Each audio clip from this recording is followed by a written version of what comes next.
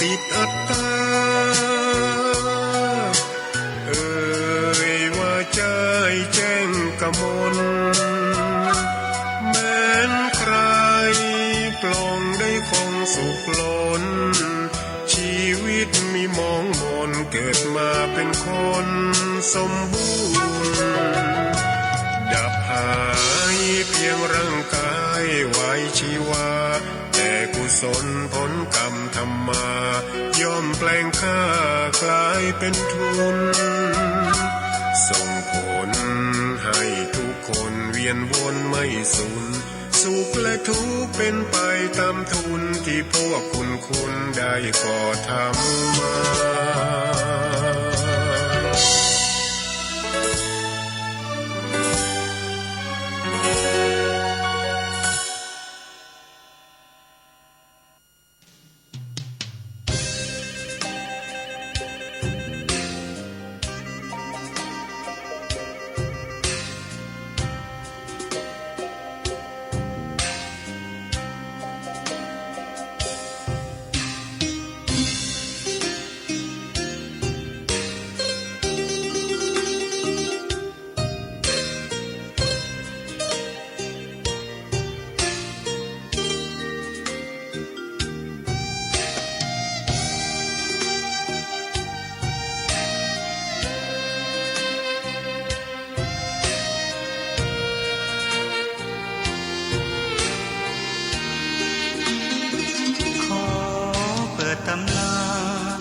1,300 กว่าปีแม่จามเทวีสร้างพระเจดีย์ที่วัดดอยน้อยพร้อมเจดีย์โค้งอีกองค์เคียงคู่อยู่ดอยสลับก้อนหินใหญ่น้อยร้อยเรียงอัศจรรย์พระธาตุสีแงนมองฝูงพึ่งทำรังช่างมีมนต์ขลังพลังศักดิ์สิทธิ์บนนั้นกล่าวคำไหว้สากราบสักการะคนทุกคนฉันสัมผัสถึงสายสัมพันธ์คงเป็นลูกหลานเคยร่วมสร้างบุญวัดดอยน้อยอยู่กลางยอดดอยโรยต่ออำเภอดอยเหล่าเขตติดต่อป่าสางลำพูนเดินทางปลอดภัยจากเชียงใหม่หรือสายลำพูนยินดีต้อนรับนักบุญมาร่วมสร้างทานบารมีตี3 ตี 4เปิดสถานีฟังตุลุงยองนักเทศเสียงทองชื่อเสียงดังก้องทั่วฟ้าธานีตัวจริงเสียงจริงวัดดอยน้อยแม่จามเทวีต้อนรับญาติโยมที่มีจิตศรัทธามาร่วมสร้างบุญ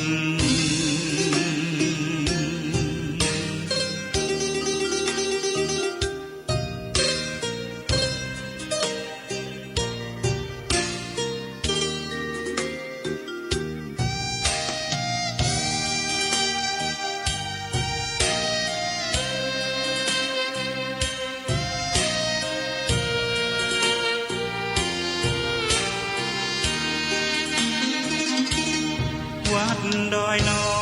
ยอยู่กลางยอดดอยโรยต่ออำเภอดอยเหล่าเขตติดต่อป่าสางลำพูนเดินทางปลอดภัยจากเชียงใหม่หรือสายลำพูนยินดีต้อนรับนักบุญมาร่วมสร้างทานบารมีตี3 ตี 4เปิดสถานีฟังตุลุงยองนักเทศเสียงทองชื่อเสียงดังก้องทั่วฟ้าธานีตัวจริงเสียง วัดดอยน้อยแม่จามเทวีต้อนรับญาติโยมที่มีจิตศรัทธามาร่วมสร้างบุญ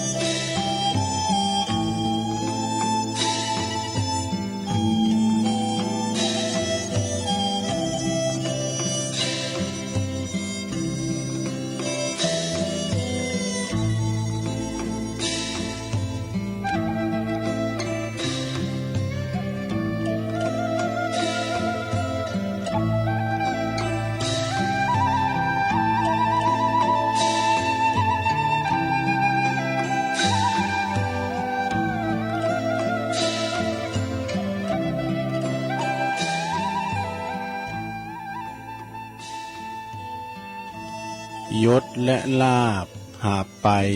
มิได้แน่เว้นเสียแต่ต้นทุนบุญกุศลทิ้งสมบัติทั้งหลายไว้ปวงชนร่างของตนเขายังเอาไปเผาไฟวัดพระธาตุดอยน้อยพันปีรถดีแคนตาลุปลำใหญ่กวางชนเรื่องชื่อลือไกลกลองใหญ่สืบสารประเพณีตื่นเจ้าขึ้นมายิ้มแย้มแจ่มใสทุกโศกโรคภัยหายไปหมดสิ้นขอความนอบน้อมแด่พระรัตนตรัยอันมีพระพุทธพระธรรมพระสงฆ์เป็นสรณะตีปึงขอกราบแนบไต่ไหวสาพระมหาเถรานุเถระตันเจ้าคณะพระสังฆาธิการพระภิกษุสามเณรเจ้าจุโตนจุองค์กุวัดวาอารามพร้อมถึงสำนักติภักสงฆ์ตยขอความเจริญในธรรมเจริญปอนมายังบรรดาปอออกแม่ออกศรัทธาตันสาธุชนนักศีลนักบุญคุณดีทั้งหลายอันเป็นปอหลงแม่หลงปอลุงแม่ป่าตั้งปีป่าหน้าเอาอาศรัทธาตินจ้องห้องวัดเฒ่าแก่หนุ่มกำใจยิ่งต่างหลายตีได้เปิดวิทยุฟังกันอยู่ต่างหอตั้งเฮินตั้งบ้านตั้งจองกันในเวลานี้เนาะเวลานี้ก็เป็นเวลาดีนะตีสามปลายมาสักน้อยก็มาฟังรายการนี้เปิ้นใส่ชื่อว่ารายการสัพเพเหระปะกินากะขอนลุงไก่แจ้งรายการเสียงธรรมแสงทอง ซึ่งรับผิดชอบบริหารดำเนินรายการเวลาโดยต้นตัวแห่งอาตมาภาพเก่ากระผมตุลุงนันชัยวัฒนาคะเสโนจัดรายการอยู่ที่บุญวัดประธานดอยน้อยตำบลดอยหล่ออำเภอดอยหล่อจังหวัดเชียงใหม่มาปบมาปากัน3 คืน 3 เจ้าพัดสุกเสาร์เนอะศรัทธาญาติโยมทั้งหลายวันนี้มาปบมาปากันก็ตรงกับวันนี้เป็นวันศุกร์เนาะศุกร์เอาเหล่าเสาร์เอาหน่วยที่20ของเดือนมกราคมพุทธศักราช2566มาแล้วซะดาเมื่อมาปบมาปะกันแล้วบ่ให้การแก้วเสเวลาก่อนตีตุลุงจะได้ไปตั้งสถานีวิทยุคืนบุญต่างๆถึงเป็น10 สถานีตุลุงจะนำไหวพระกันเน้อศรัทธาพร้อมแล้วกราบ1กราบ2กราบ3อิมินาสกาเลนะพุทธังอภิปูชยามา อิมินาสกาเลนะธัมมังอภิปูชยามะอิมินาสกาเลนะสังฆังอภิปูชยามะอะระหังสัมมาสัมพุทโธภคะวาพุทธังภคะวันตังอภิวาเทมิสวากขาโตภคะวะตาธัมโมธัมมังนะมัสสามิสุปฏิปันโนภะคะวะโตสาวกสังโฆสังฆังนะมามินะโมตัสสะภะคะวะโตอะระหะโตสัมมาสัมพุทธัสสะนะโมตัสสะภะคะวะโตอะระหะโตสัมมาสัมพุทธัสสะนะโมตัสสะภะคะวะโตอะระหะโตสัมมาสัมพุทธัสสะอิติปิโสภะคะวะอะระหังสัมมาสัมพุทโธวิจาจารณะสัมปันโนสุขโตโลกวิโตอนุตตโลปุริสตัมมาสาลาทิสัทธาเทวมนุสสานังพุทโธภควาติสวากขาโตภควตาธัมโมสันติติโกอากาลิโกเอหิปัสสิโกโอปันนะยิโกปัจจตังเวทิตาโป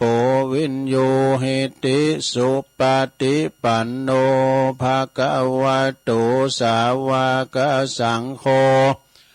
อุจจุปฏิปันโนภะคะวะโตสาวกสังโฆญายะปฏิปันโนภะคะวะโต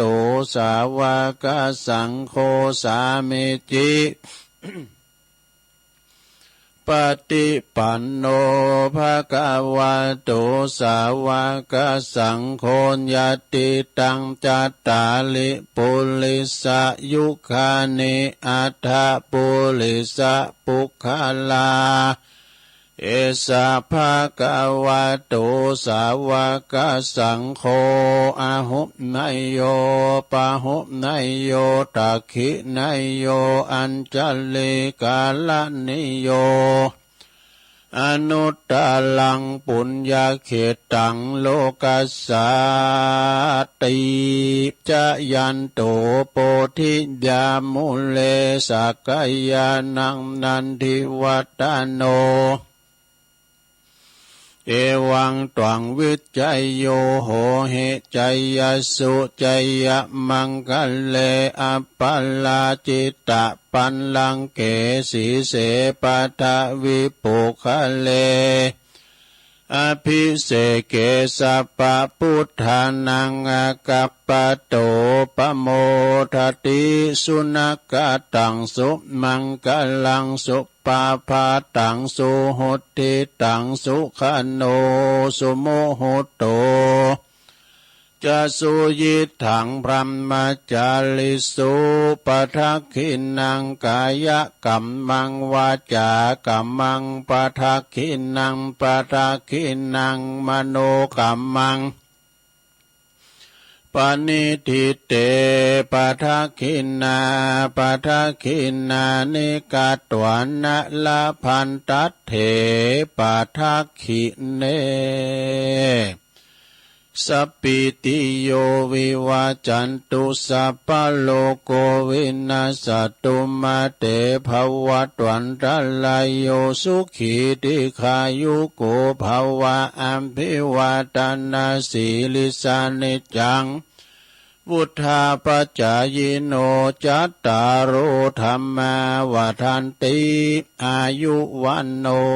สุขังปะลัง เอาแล้วศรัทธาญาติโยมตุลุงก็ปิ้นเก้าปิ้นโหนำสวดมนต์ไปปิ้นตีเรียบร้อ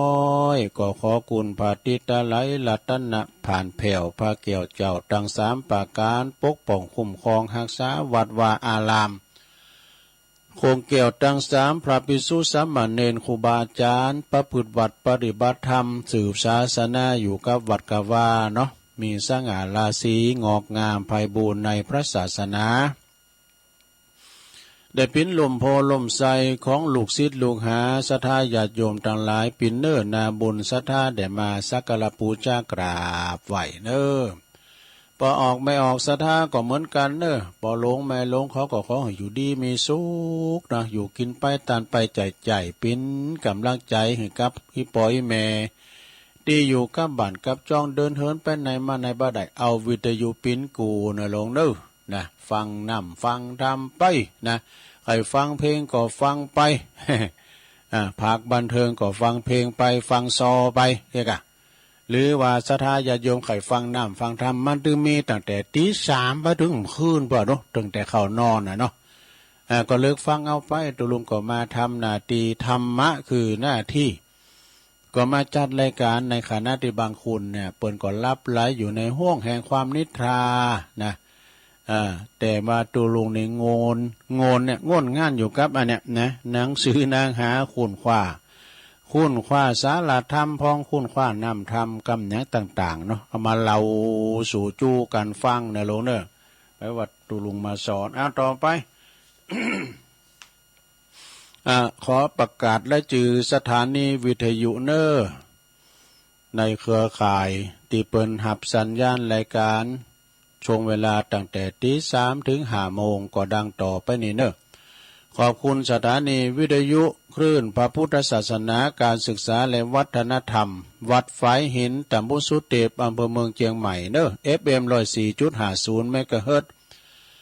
โดยเมตตาบารมีธรรมอาจารย์พระครูสมุวิสุวัตวรกิจโจองค์ขลงในเมืองก็ฟังการแต่เสียงเพลงมาแล้วเนาะเพลงบักเก่าอมตะนิรันดร์การขอบคุณสถานีวิทยุคณะสงฆ์อำเภอฝางตั้งอยู่ที่วัดพระบาทอุดมนำบ่อสาวาสำนักวิปัสสนา FM 100.25 เมกะเฮิรตซ์โดยเมตตาบารมีธรรมหลวงพ่อพระครูสุจิตานุรักษ์เจ้าคณะอำเภอฝางเด้อหลวงพ่อใหญ่เฮาขอบคุณตุปิเจริญโชติธรรมโมท่านพระอาจารย์อมรเทพอุปสันโตตุปิโจองค์ตั้งแม่อายชัยประการก็ฟังกันไปสัดเจนเนาะขอบคุณสถานีวิทยุแดนดินถิ่นล้านนาตั้งอยู่ที่บ้านโฮงโงตำบลนำบ่อหลงอำเภอสันป่าตอง FM 103.50 เมกะเฮิรตซ์โดยคุณรุจิสมบัติเงาคำนะเจ้าของสถานีขอบคุณสถานีวิทยุคลื่นธรรมะของชุมชนวัดห้วยตองซักตำบลของเป้าจอมตอง FM 98.75 เมกะเฮิรตซ์โดยเมตตาบารมีธรรมอาจารย์พระครูวาปีวรมานิตท่านพระอาจารย์ชาวดิษฐ์ชัยวังโสโซนไต่ซ้ายแต่ก็ฟังตั้งแต่เพลงมาเหมือนกัน ขอบคุณสถานีวิทยุมนเสียงธรรมจากอำเภอแม่แจ่มเนื้อวัดบุพาราม FM 106.25 เมกะเฮิรตซ์โดยเมตตาบารมีธรรมหลวงพ่อพระครูมงคลวิสิทธิ์หลวงพ่อใหญ่เจ้าคณะอำเภอแม่แจ่มขอบคุณเนาะสำหรับท่านพระครูปลัดทั้งสองอุทัยด้วยเนอขอบคุณสถานีวิทยุเน็กเนลเรดิโอ FM 96.75 เมกะเฮิรตซ์ตั้งอยู่ที่บ้านโจงตำบลทุ่งกวาวห้างหุ้นส่วนจำกัดอนุสรณ์เรดิโออำเภอเมืองปานจังหวัดลำปางขอบคุณสถานีวิทยุชุมชนคนเหนือเขื่อนตั้งอยู่ที่อำเภอฮอดจังหวัดเชียงใหม่ FM 90.75 เมกะเฮิรตซ์เนอขอบคุณสถานีวิทยุ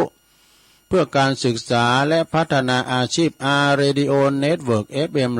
103.00 เมกะเฮิรตซ์อำเภอเมืองจังหวัดลำปางโดยคุณอนุพงษ์ตาจีนะเนาะขอบคุณสถานีวิทยุ Radio Network FM 99.50 เมกะเฮิรตซ์วิทยาลัยเทคโนโลยีเพื่อการจัดการกฟผ.แม่เมาะลำปางนะ และขอบคุณสถานีวิทยุวิทยาลัยสงฆ์นครลำปางวัดบุญญาวาสวิหาร FM 106.50 เมกะเฮิรตซ์เนอแล้วก็ที่แถมคืนหนึ่งน่านฟ้าเรดิโอคุณลุงนิรันดร์ปันดอนตอง FM 100.25 เมกะเฮิรตซ์อันนี้จะลิงก์สัญญาณแต่ตี 4เป็นต้นไปนะเอาแล้วสถานีปินและจีไรนามเนาะสถานีที่เปิ้นมีบุญต่อโสดประสาทของเฮาได้ฟังกันถึงมื้อถึงวันนะเปิ้นก็ก้องเอาสัญญาณรายการนี่ไปสู่ตันผู้ฟังถึงจ้องถึงบ้านเนาะศรัทธาญาติโยมทั้งหลายก็มาฟังกันหลากหลายศรัทธาญาติโยมนะครูบาอาจารย์เปิ้นก็มาเหิดธรรมะมาเหิดเป็นยาใจ อาหารใจเนาะนะ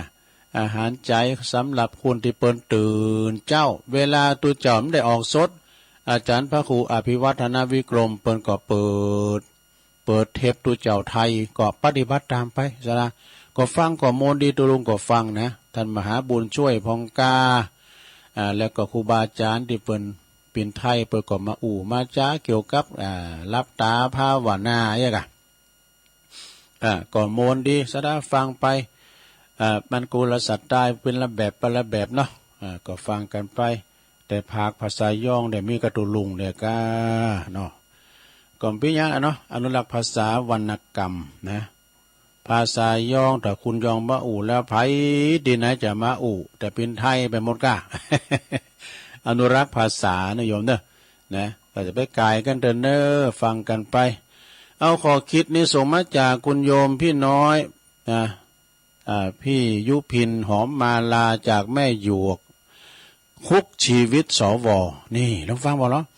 ขอมอบให้กับผู้สูงวัยรวมทั้งตัวเองโหตัวลุงก็เป็นว่าสวเลยโหก็แม่นะก้าหัวงองสุนซาน ไปได้หลอดไปไหนเนาะมันก็เถ่าไปตามวัยซึ่งอาจติดอยู่ซึ่งอาจติดบางอย่างใน10 อย่างนี้นะนี่นะ10 อย่างกันนะลงแต่มันเป็นคำก่อนนะคำก่อนขอบคุณข้อมูลของจากดร.พนมปีเจริญนี่เป็นสูงมากน่ะ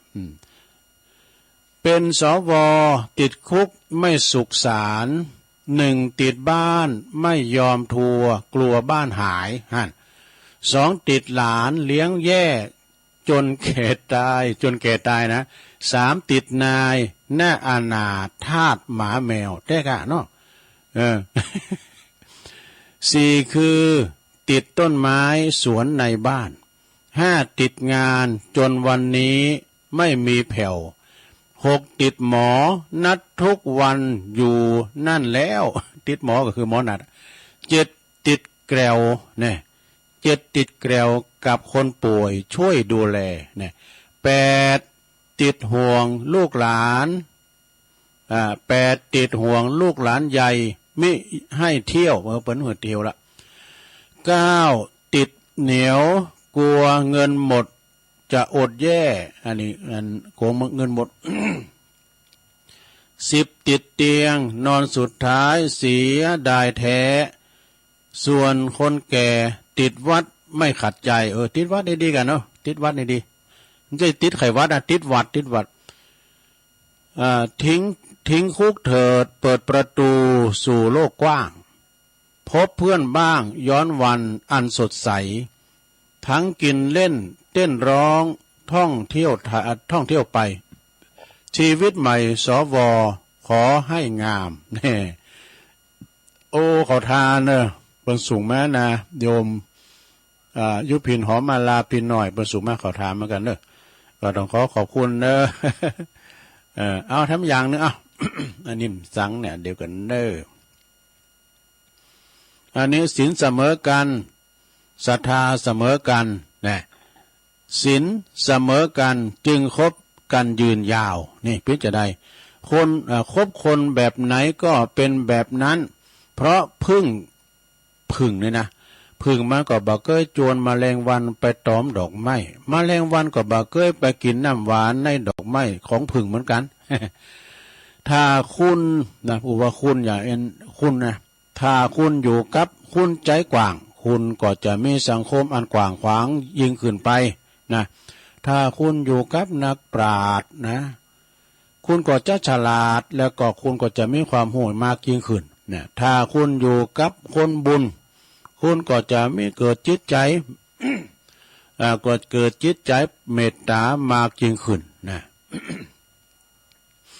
ถ้าคุณอยู่กับคนกล้าหาญคุณก็จะแข็งแกร่งมากยิ่งขึ้นถ้าคุณอยู่กับคนมองโลกในแง่ดี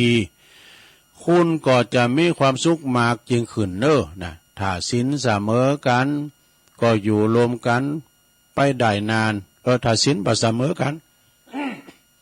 ถ้าหากว่าศีลบ่เสมอกันก็อยู่ด้วยกันบ่ได้นานนี่ศีลบ่เสมอกันก็ว่าจูไปวัดก่อนเด้อหน้ากาต้องจะแตนมันขาไปสหบัวปลาใบศีลเสมอกันเนาะต้องพกเดียวกันคุยกันคุยเรื่องเดียวกันถึงอยู่กันได้นะคนแบบเดียวกันก็ดึงดูดพกเดียวกันนี่มันถึงไหลหากันด้วยอย่างคุณไปวัดก็ไหลไปหาคุณไปวัดเนี่ย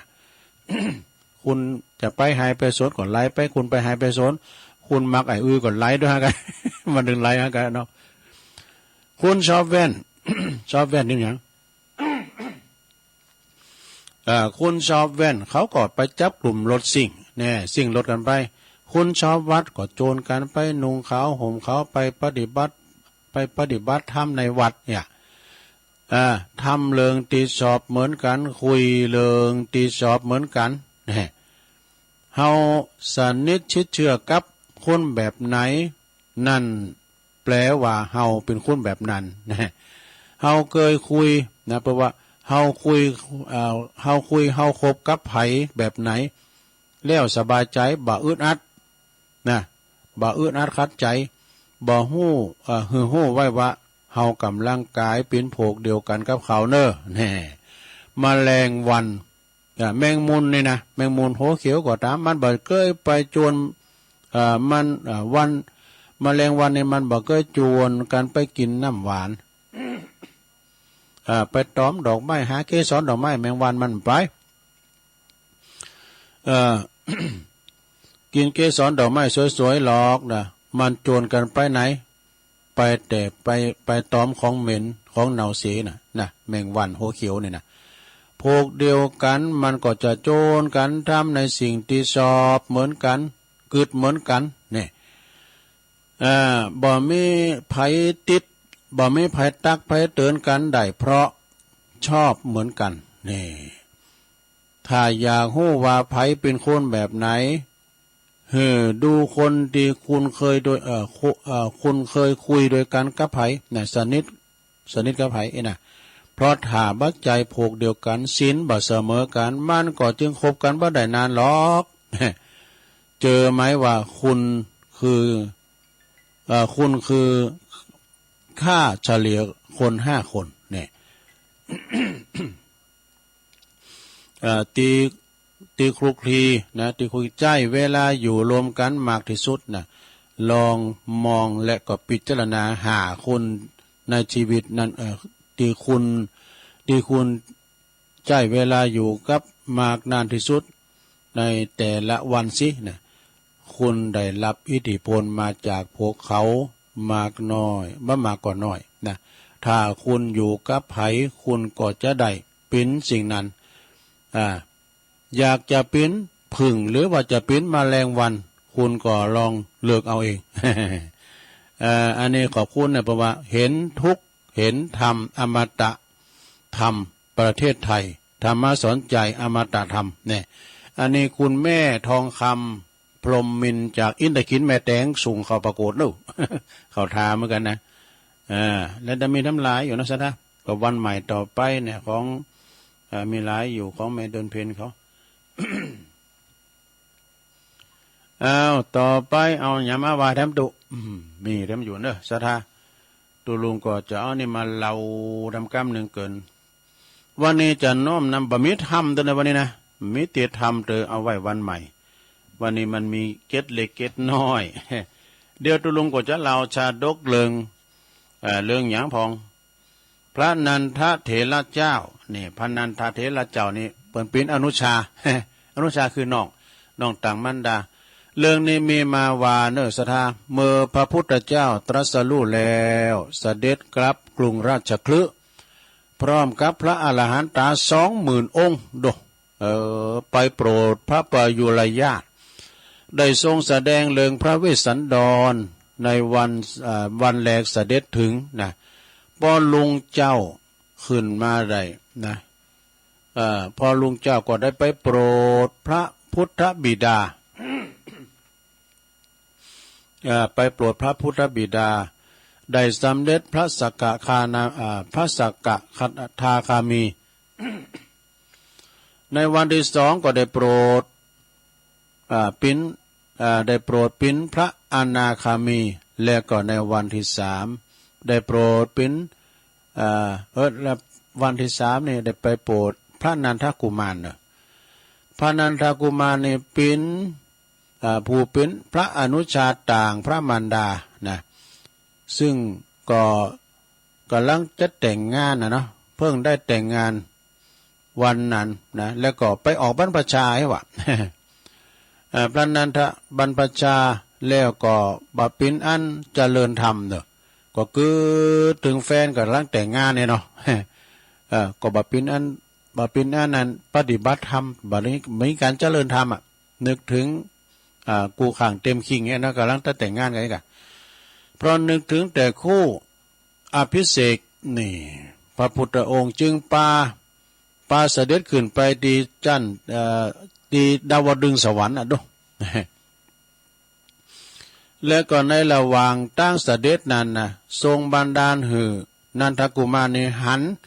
นางวานอนเนี่ยนางวานอนก็คือจะเป็นนางวอกนางลิงนะกันเนาะตีบันหูโดนหูกุดนะจมูกก็โดนหางก็ก๊อดขนก็เกลียนว่ะซึ่งนางอยู่ที่ต่อไฟใหม่เนี่ยนางอยู่ที่ต่อไฟใหม่ในไหไฟใหม่แห่งหนึ่งนะในไหไฟใหม่ไหแล้วก็นางวานอนนี่ไปนางอยู่ที่ต่อไม้ที่ไฟใหม่แล้วก็ปาเสด็จขึ้นไปดูพวกนางอัปสรสวรรค์ในปุ้นของพระอินทร์บ่นะนางอัปสรนี่เป็นนางฟ้าแล้วก็ตรัสถามว่าพวกนางอัปสรเหล่านี้นะกับแฟนของเปิ้นเนาะคือกูข่างเตรียมคิงเปิ้นชื่อว่านางชนะปาละกัลยาณีนะที่เปิ้นกำลังจะแต่งงานนะเปิ้นก็ถามพระนันทเถระเจ้าพระนันทว่านันทาเอ้ยนางฟ้าหมู่นี้นะนางอัปสรหมู่นี้นะกับนางชนะปาทะกัลยาณีเนี่ยที่กูอภิเษกของเธอน่ะไผจะสวยกว่ากัน พระนันทะก็กราบทูลว่าเทียบกันบ่ได้หรอกพระเจ้าข้าไอ้ดอกนางชนะปาละกัลยาณีนั้นเปรียบเหมือนนางวานอน เอาไปเปรียบนางวานอนที่หันว่าที่มีหูโดนจมูกโดนหางโดนคุณเกลียนตัวนั้นนะ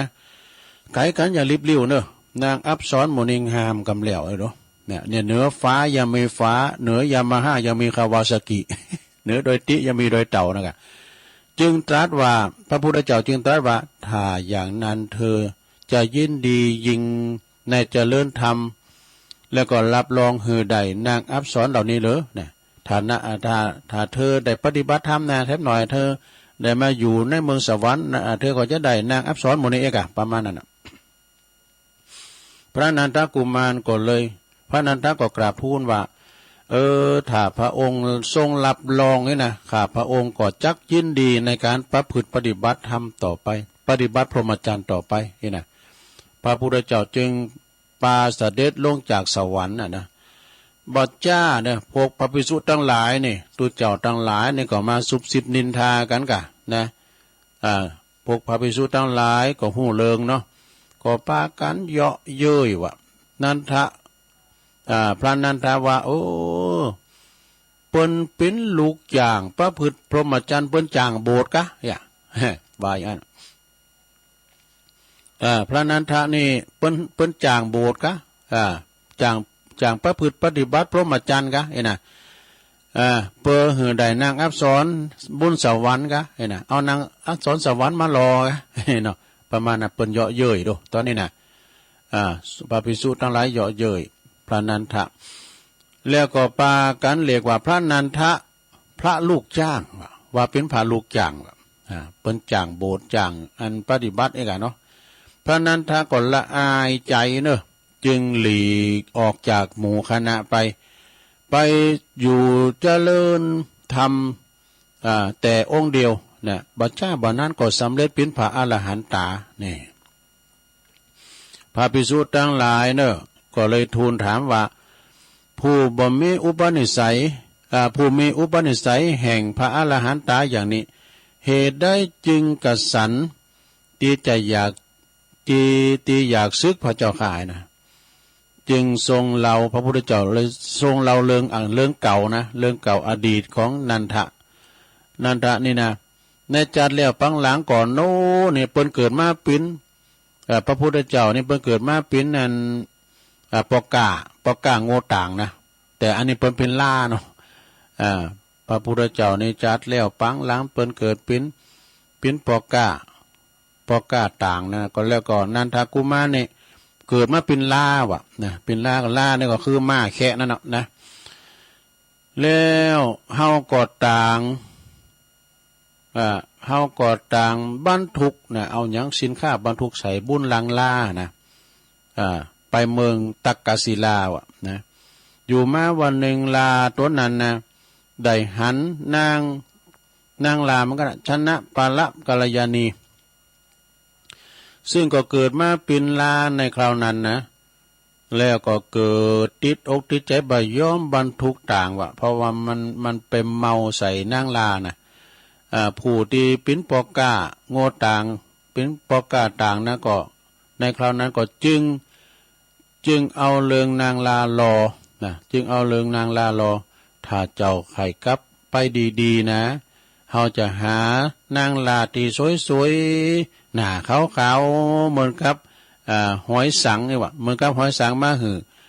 เป็นกูของเจ้าเนอะนะโอลานั่นก็ได้ยินคำหมั่นสัญญาย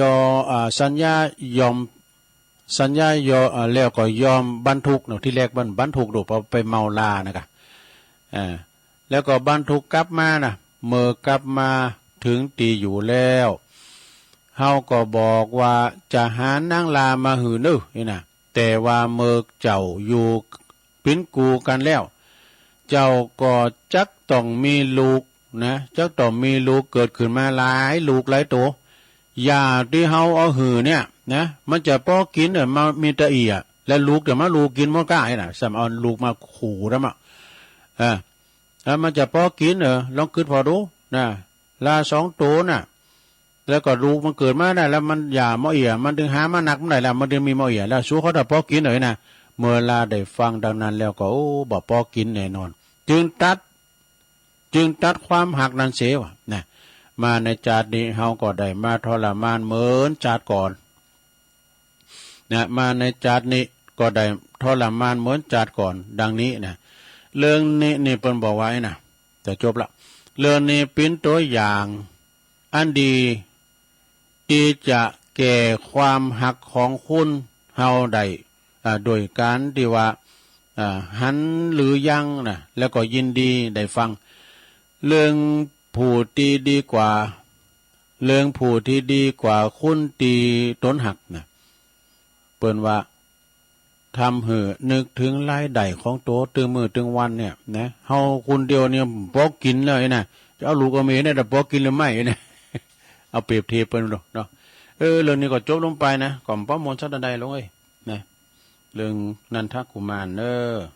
พระนันทเสรเจ้าก็จบลงไปตัวลุงก็เอามาเสนอให้ศรัทธาได้ฟังก็เดี๋ยวเจ้าเราอยู่นะก็เดี๋ยวก่อนตัวลุงก็ตั้งเรื่องงานนี้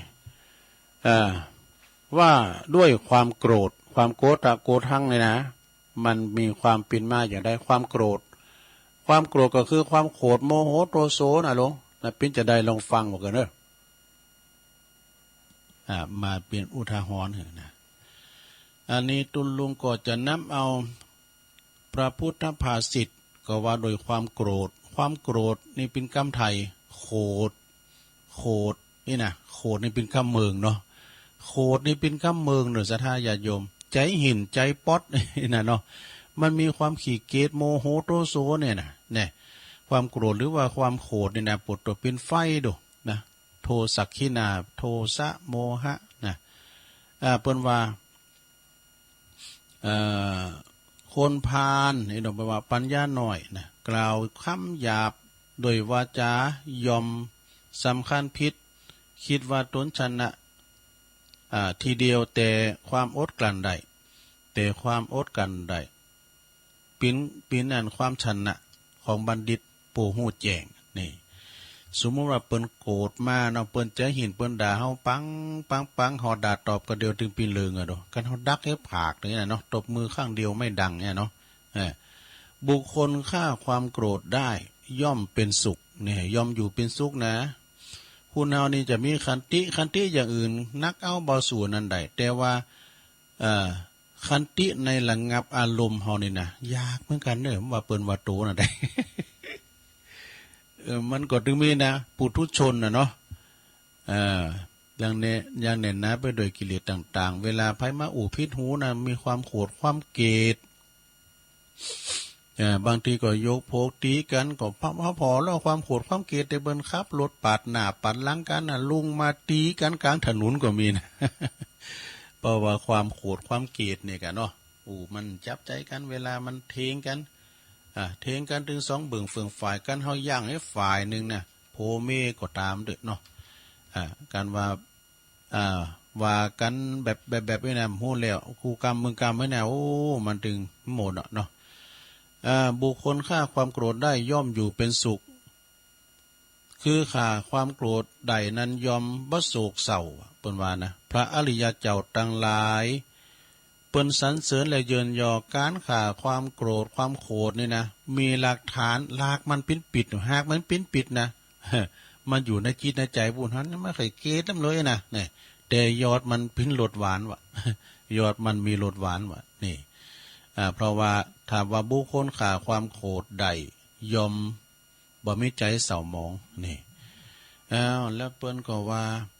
คุณโกรธคุณขี้โกรธขี้เกลียดนี่นะเปิ้นว่าผิวพรรณวรรณะนี่พอมันจะซ้ำนะนี่โตโกรธนี่หน้าดำหน้าแดงไงเนาะหน้าดำติ๊กอย่างป้าบุญจินเนี่ยกะคุณความโกรธนี่มันเผาเนาะเผาผ่านจิตใจคุณมีจิตใจลิษยาอาฆาตพยาบาทป้องหลายเปิ้นนี่นะมันอยู่ไม่ใช่เป็นสุขโลสดาเนาะยอมอยู่ปิ้นตุกเขาเคยถือเอาสิ่งของที่มีประโยชน์เคยประพฤติดีปฏิบัติชอบมาความโกรธเขาครอบงำโอ้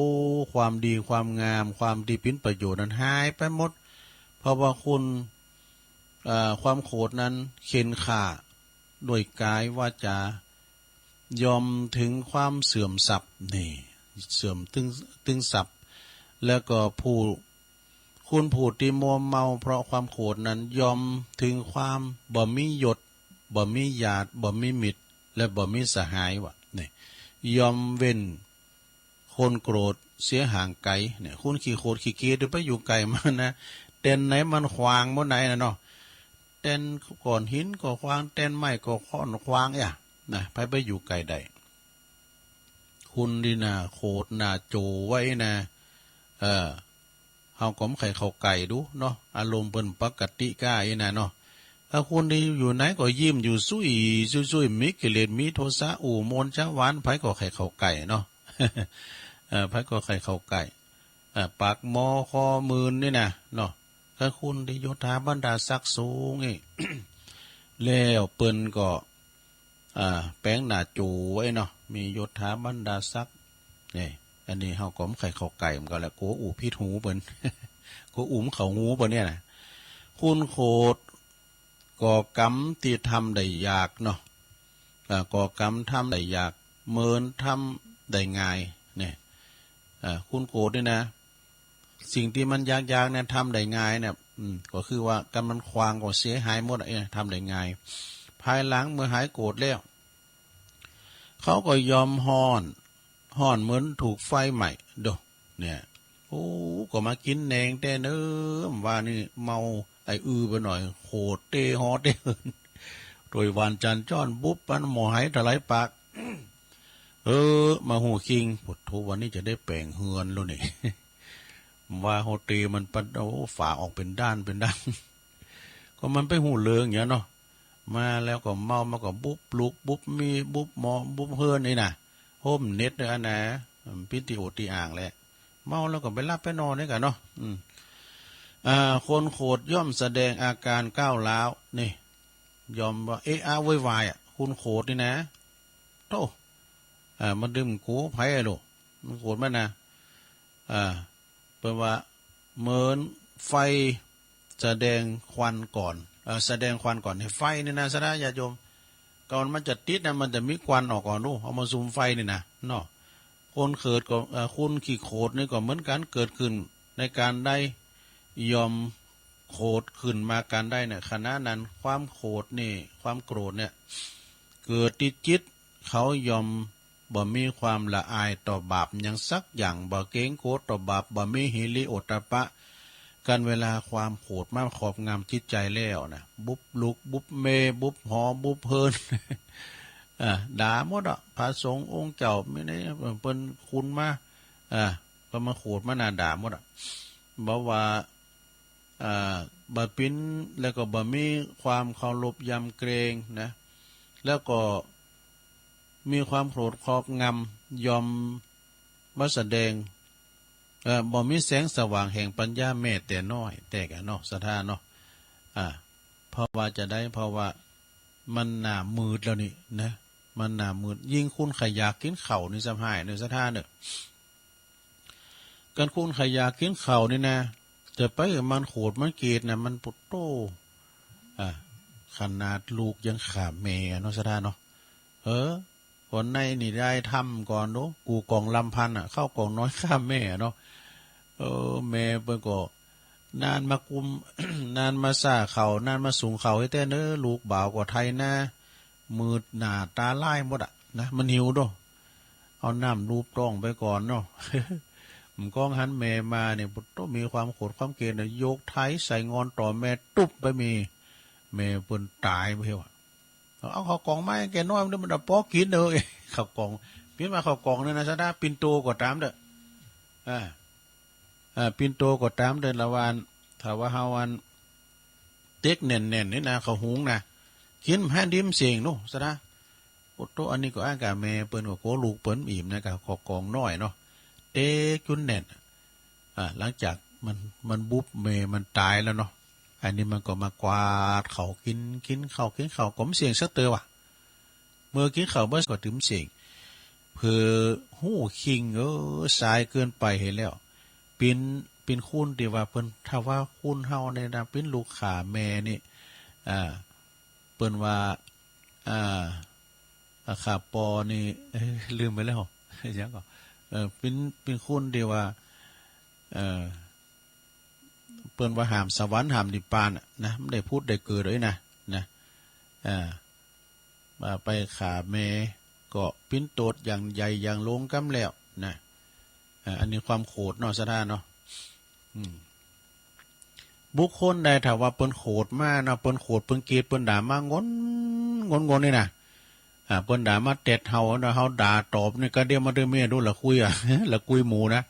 ใส่กันตุ๊บตับตุ๊บถ้าว่าไผที่ว่าระงับได้นะบุคคลผู้ว่าคุณโขดนั้นบ่โขดตอบระงับได้ทำประโยชน์เกื้อกูลแก่กันทั้งสองฝ่ายคือแก่ตนและบุคคลอื่นเปิ้นว่าผู้นั้นเนี่ยชนะใจคุณตีขี่โขดนะเฮาตอบอย่างสักอย่างก็หมายความว่าเฮาถือว่าเฮาเป็นผู้ชนะมีความอดกันอดทนได้นะเปิ้นว่าโทษของความบ่อดทนนี่นะเฮาอดบ่ได้นะพระพุทธเจ้าเปิ้นได้ตรัสไว้ว่าดูก่อนภิกษุทั้งหลายโทษของความที่เฮาอดทนบ่ได้ต่อความโกรธความโมโหโทโสนะมี5อย่างด้วยกันมี5อย่างด้วยกันเด้อนะ1ข้อ1ผู้ที่บ่อดทนยอมบ่ปินตีหักแล้วก็บ่ปินตีสอบใจของคุณปินอันมากนี่มายิ้มอดลำเลยนะมายิ้มดักไว้หันนี่นะเดี๋ยวหรือว่าเฮาไปเยี่ยการทำงานที่ไหนแต่ถึงกลางห้างบางเดินก็ เปลี่ยนงานแท้เหมาะอีนะเลิกงานโอ้บัดเดี๋ยวนี้สะดาอย่าจงจะไปเลิกโนเลิกงานนี่มันใดเนอะขนาดเปิ้นจบปริญญามาก็หางานทำก็ย้ำได้เถอะนะสะดานักเอาเบาสู่เนอะเอาไว้ก่อนนะยุคนี้นะ บกดินสินต่อมีตีรับจ้างก็ทำไปเนาะก่อนตุลุงเขานี่ซอรับจ้าง บกสนหอมไงกันข้อที่สองนะยอมปิ้นผู้โหดไล่นี่ถ้าว่าเขาว่าโหดเขาครอบงำนะยอมปิ้นผู้โหดไล่มาไปโดยเวรนี่ไปพานหือคุณนั้นไปพานหือคุณนี่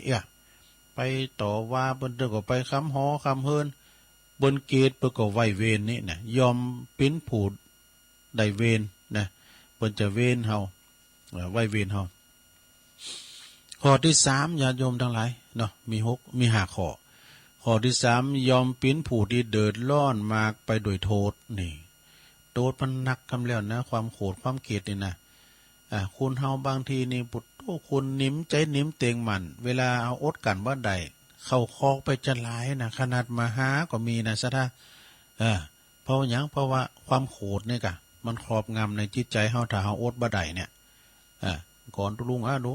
นำตุ่นปุอันคอกุดไปหลายแก่นถ้าเฮาต้องระงับไว้เนาะซะท่าเนาะ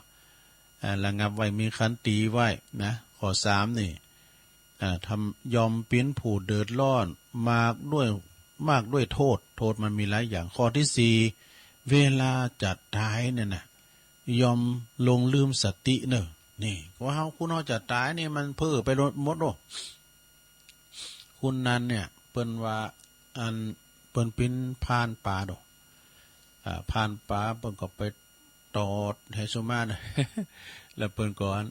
ถึงเวลาจะเสียงบุญมาเนี่ยอยู่ห้องยาบ่ว่าเขาก็ไปเอาเพิ่นสาวตีนสาวมือเนาะอันนั้นเพิ่นสารแหว มันจะมาปรากฏเนาะอกุศลกรรมต่างๆที่เฮาได้ทำไว้นี่นะแล้วเพิ่นจะลุงตายนะเราจะลุงตายสัตติสัตตังนี่ก็มันเกิดหยังเนาะก็จะเกิดมาอย่างเนี่ยกะการถามว่าเฮาได้กินได้ตานได้ทำดีไปกับครูบาอาจารย์เบิ่งว่านี่เนาะ ก็มีสุขติปินติไปนะอันนี้ก็ถ้าว่าเฮามีความโกรธเนาะดาบปอดที่แม่ยังก็ดีเด้อนะเวลาเฮาจะเสียงบุญจะลุ่มหายตายละไปนี่ก็ยอมเวทนาเนาะแต่จะลงลืมสติเปิ้นมาบอกว่าพุทโธเนอธัมโมเนอสังโฆเนอไหนก็ได้มันก็จะเศร้าติ้นเศร้ามือนะเอาข้อที่ห้าไปเลยเนาะสุดท้ายเมื่อตายไปแล้วยอมเข้าถึงอบายทุกขติว่าโดวินิบาตนรกเนาะ เอาแล้วศรัทธาญาติโยมทั้งหลายห้าข้อจบลงไปเนาะ ทุกขติเป็นที่หมายก็เดียวก็ ตุลุงก็จะได้เล่าชาดกเรื่องพระเทวทัตทำกรรมเนอเทวทัตนี่เป็นปลับปักของพระพุทธเจ้าทุกภพทุกชาติเนอะเกิดมาในอันเรื่องพระเวสสันดรก็เกิดมาเป็นปู่พราหมณ์เฒ่าหรอก ปู่พราหมณ์เฒ่านี่ก็กลับจากมาเกิดจากเทวทัตเนาะถ้ามีเทวทัตพระพุทธเจ้าก็ได้บรรลุเหมือนกันนะอย่างก็ตามในสดายาโยมมันต้องมีโตเตียโตโก้งนะถ้าพอละครมีกันนังมีกันพระเอกก็โมนให้เหมาะเนาะมันก็มีโตโก้งบ่มีพกลายพวกเนี้ย มันดึงเข้ากันเนาะเรื่องของพระเทวทัตนี่เป็นจัดใด ลองฟังผันเนอสดายาโยมความจริงนี่ก็พระเทวทัตนี่ก็ไม่ใช่ห่างไกลกับพระพุทธเจ้านะเป็นพี่น้องกันมาเคยญาติกันเหมือนกันนะเรื่องพระเทวทัตมีมาว่า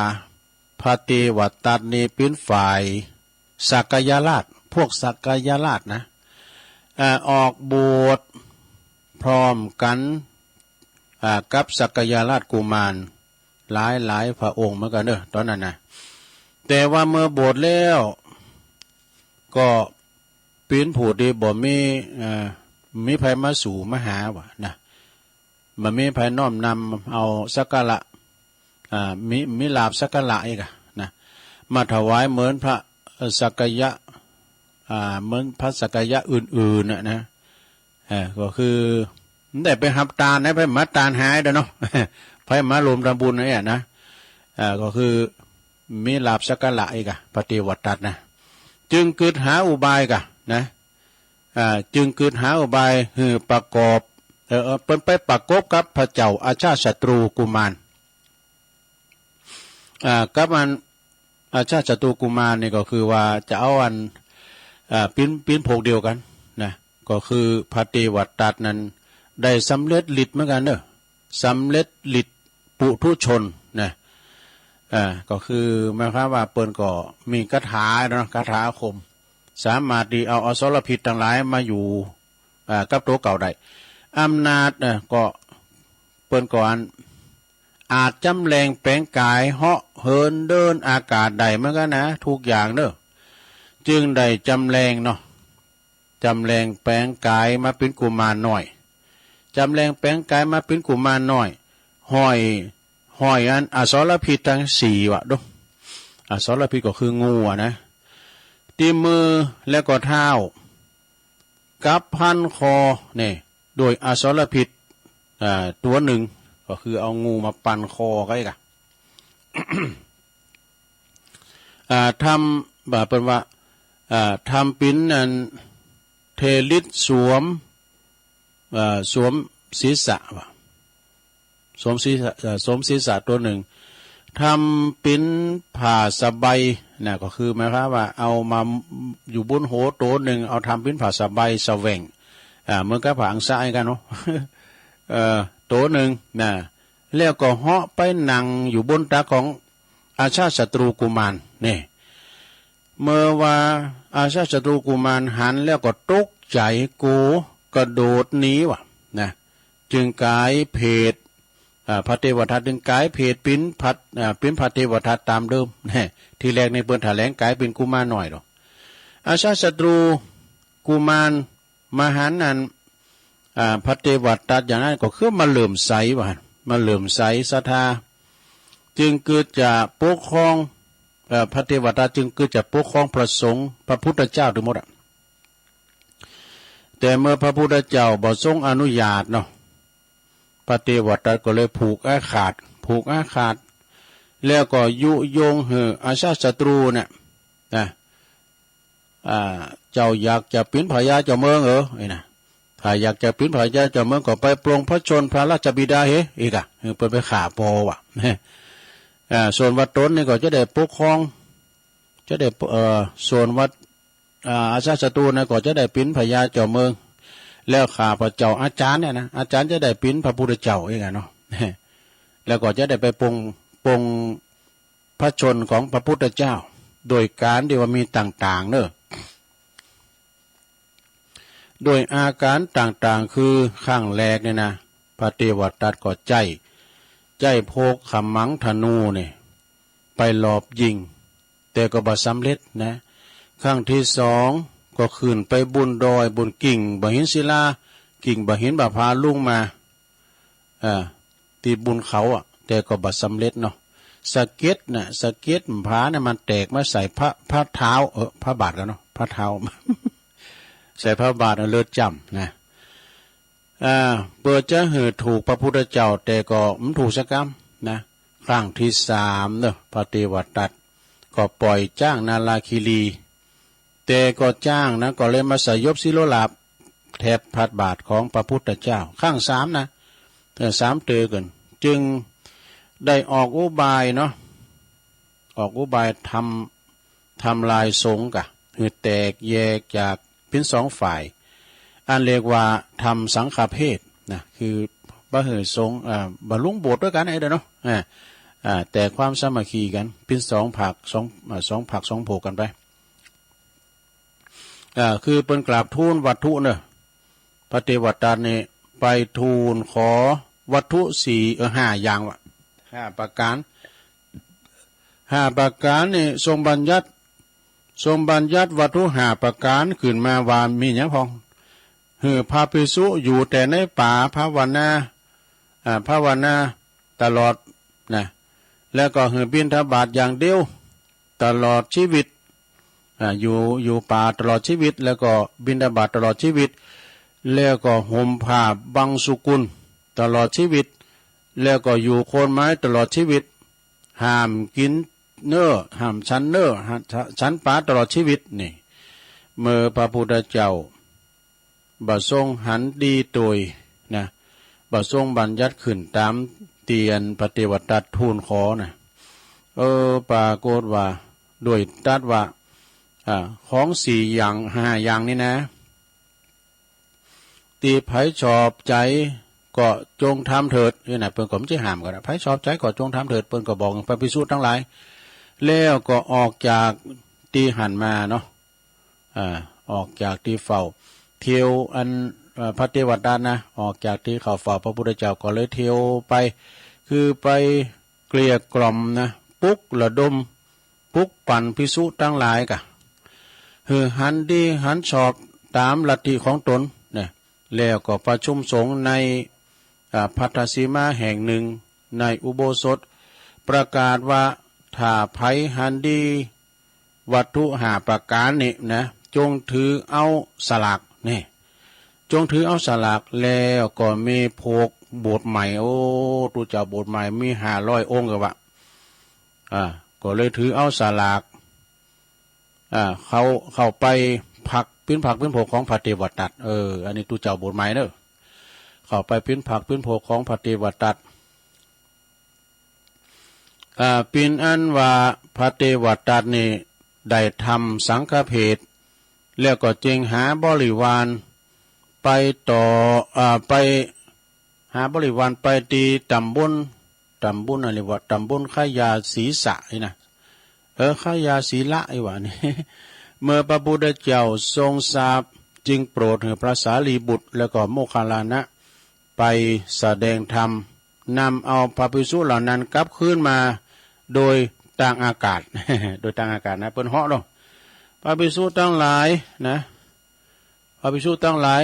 ก็หันว่าหันแล้วก็ซักเสริญว่าเวลาไปเวลาไป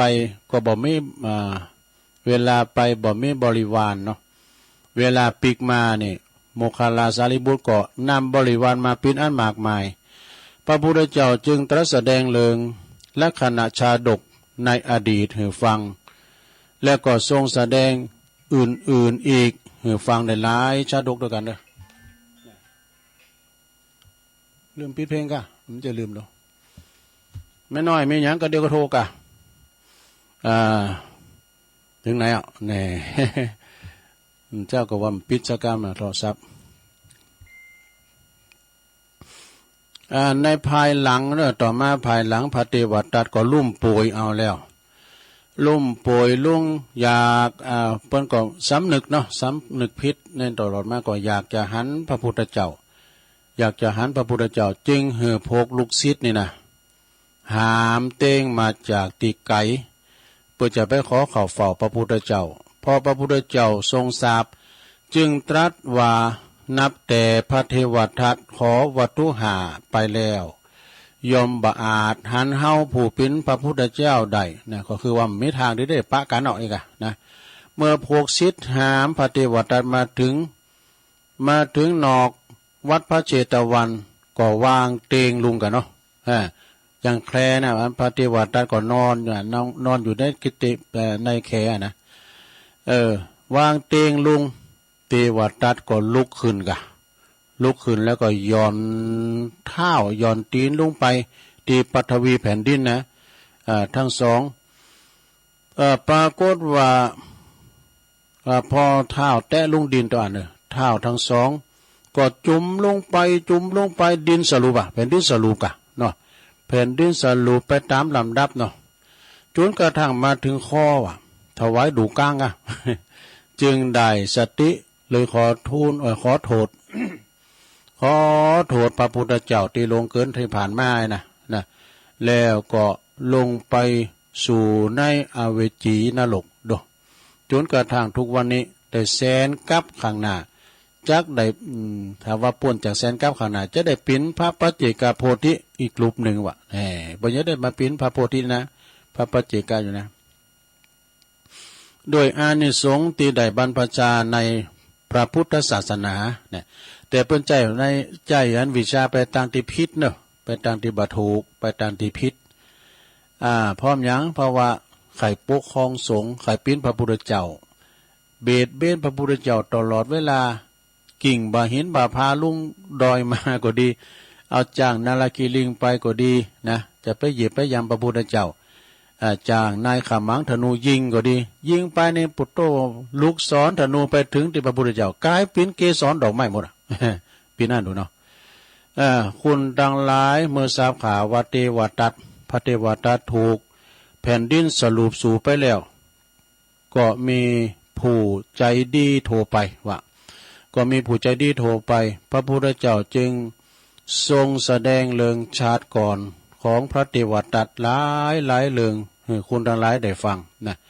แล้วก็ตรัสว่าผู้ทำบาปยอมเดือดร้อนทั้งในเวลาปิ้นและก็ในเวลาตายดังนี้เรื่องนี้เปิ้นจริงหันว่าบาปยอมหือผลบัจจัดนี้ก็จาดหนาเด้อ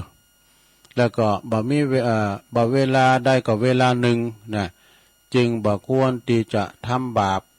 ทำสงฆ์เหือแตกจากกันนั้นเป็นบาปอย่างยิ่งจบลงไปซะได้ อันนี้พระเทวทัตเนอพระเทวทัตนี่ก็เป็นปรปักษ์แก่พระพุทธเจ้าแต่ก็เป็นเครือญาตินั่นนะ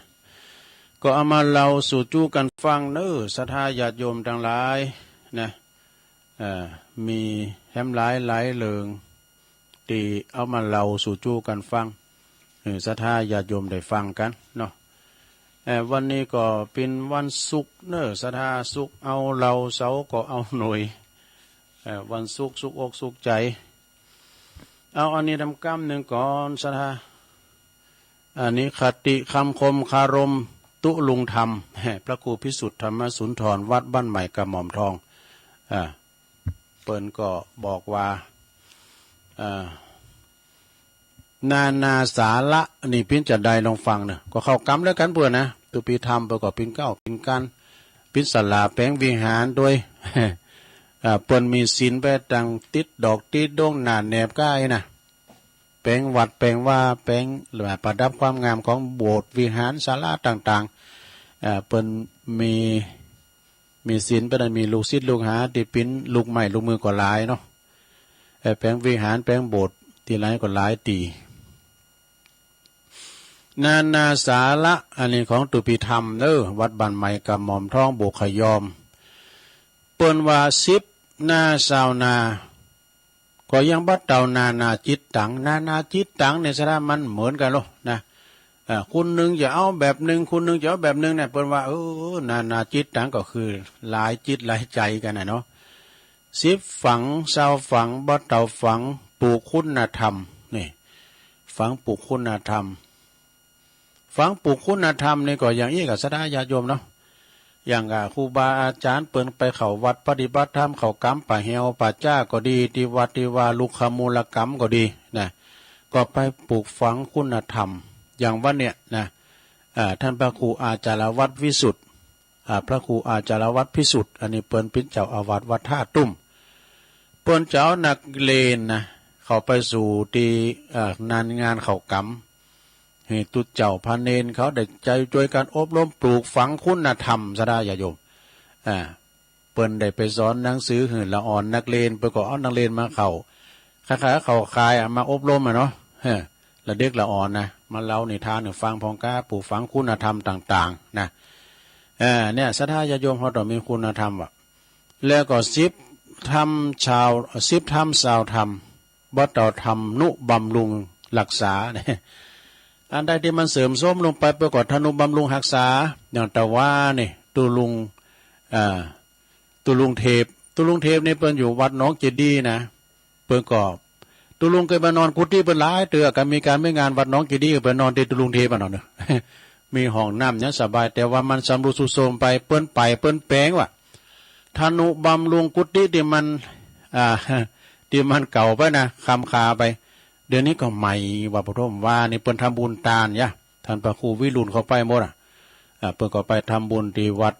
น้องเจดีที่วัดของเตียน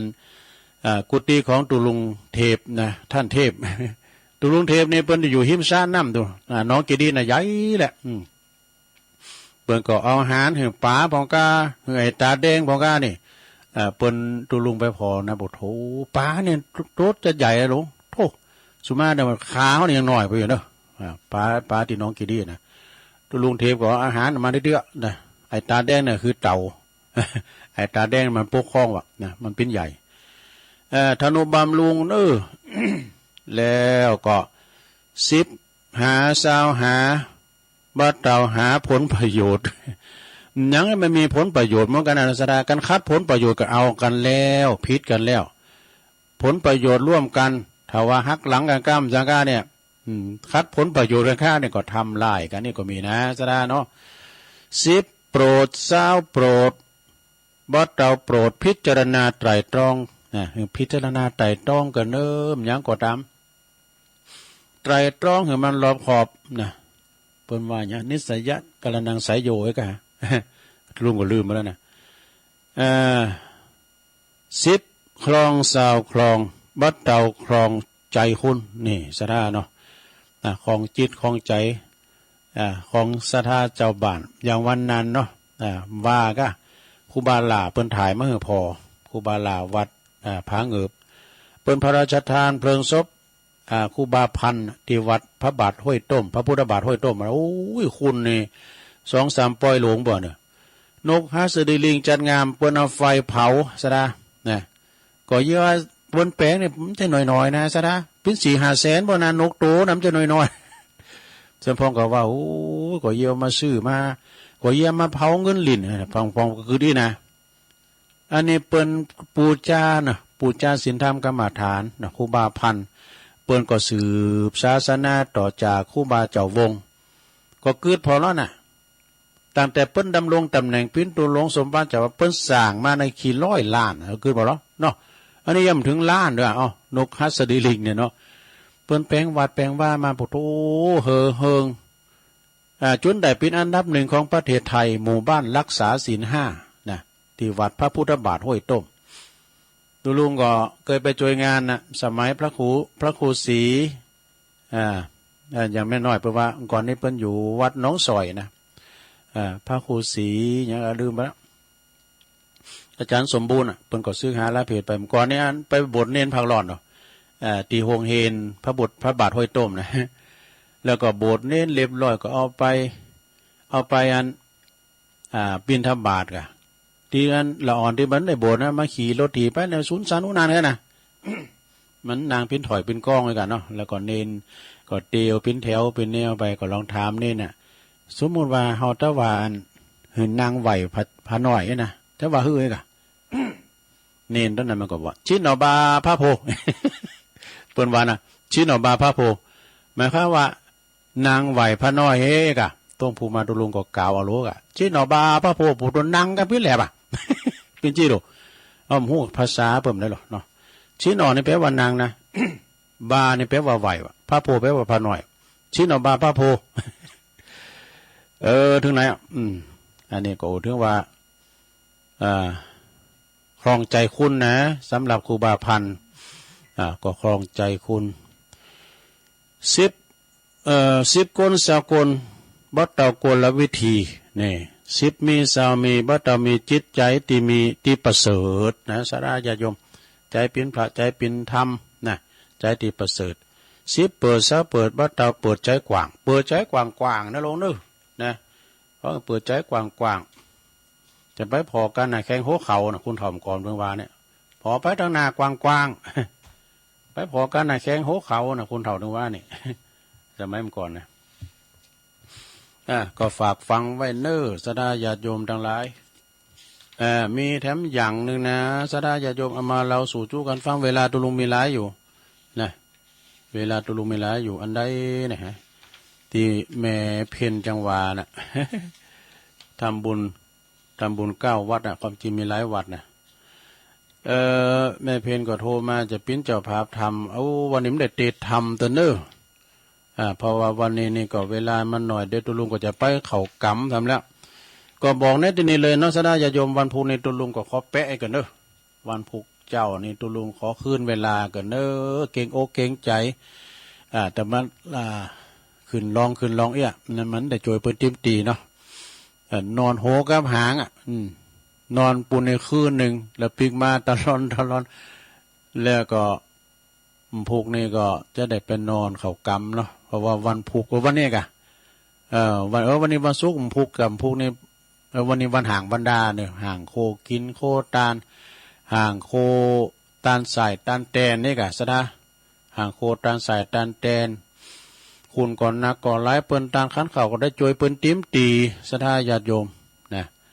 ฉะนั้นก็วันพุธตุลุงก็ขอขึ้นเวลากันเอาไว้โอกาสหน้าขึ้นเวลาถึง2 ภาคเด้อตึมเจ้าตึมคำด้วยนะจะได้นำเรียนของท่านพระครูอภิวัฒนวิกรมก่อนมันไปมามันก็เป็นการที่ว่าสะดวกสบายเนาะเพราะว่าเก่งอกเก่งใจเปิ้นเก่งใจโชเฟอร์โดยลูกหลานก็เป็นการก็เลยว่าขอไล่วันผูกวันเสาร์เนาะท่านพระครูเปิ้นจะเอาเทปเอาหยังใส่ก็แล้วแต่เปิ้นนะสาธุญาติโยมต่อไปในตุลุงก็จะขอประกาศข่าวสารงานบุญสักหน่อยก่อนเนอะก็มีป้อหลายก็แหละอันนี้ก็ตั้งกำหนดการกุมภาเดือนหน้านี่เด้อ8 ถึง 12 กุมภาพันธ์ปี66ก็เจิ้นโลมบุญงานพระราชทานเพลิงศพท่านพระครูปัญญาธิมุตติพระครูปัญญาธิมุตติให้นี่เปิ่นหูจักกันแต่ว่าครูบาเป่งอาคะปัญโยเห็นนะครูบาปอเป่งตุลุงเป่งเนี่ยนะจากวัดน้องจางอดีตเปิ้นเป็นเจ้าวัดน้องจางเนอะตุลุงเป่งเนี่ยเปิ้นเป็นคุ้นโคงใหญ่สูงเนอะสถาเนอะจิตใจเปิ้นก็สูงตัวเปิ้นถือยศถือซักสังสถานะคือจะมหอดมาช่วยงานศพตังครูบาสุขวัดป่าสร้างน้อยก็ดีก็อยู่ด้วยกันตึงตัวหนุ่มตัวน้อยเปิ้นผมเสียผมไม่น่ะตุลุงก็อู่ก็เปิ้นเปิ้นผมเสียหมดโอ้ตุลุงเราว่าผมเสียผมมาหน่อยกะอายุเปิ้น84 ปีเปิ้นเสียงบุญไปน่ะพรรษา37เนาะเปิ้นจะช่วยการช่วยงานตลอดนะแล้วก็อู่ในบทโตเฮาจุบ่ข้านเนอะเปิ้นอู่ดีเปิ้นใจดีแล้วก็เปิ้นก็ไปสืบโพราจัตตาที่วัดน้องจางแน่นนาเด้อสถาเนาะเป็นวัดที่ศักดิ์สิทธิ์เปิ้นเคยอู่ตุลุงนะตุลุงเป่งว่ามีหันเตืองตุเนี่ยเขาไปแอวในม้ามหัวเนี่ยเขาเหลียวพอวัดเนี่ยพุทธคุณโอดหวายเนี่ยเขาเปิ้นมีงานอย่างไหนเนี่ยแล้วเต็มจะมีงานอย่างวะเนี่ยเปิ้นเป็นวัดที่ศักดิ์สิทธิ์เนอะวัดน้องจางตำบลเมืองจีก็ทำใจก็ตำบลบ้านขวางก็ทำใจก็ฉะนั้นก็วันที่8นี่เปิ้นจะได้แห่เนอะอาราธนาสรีระลางอะไหล่ดวงวิญญาณของ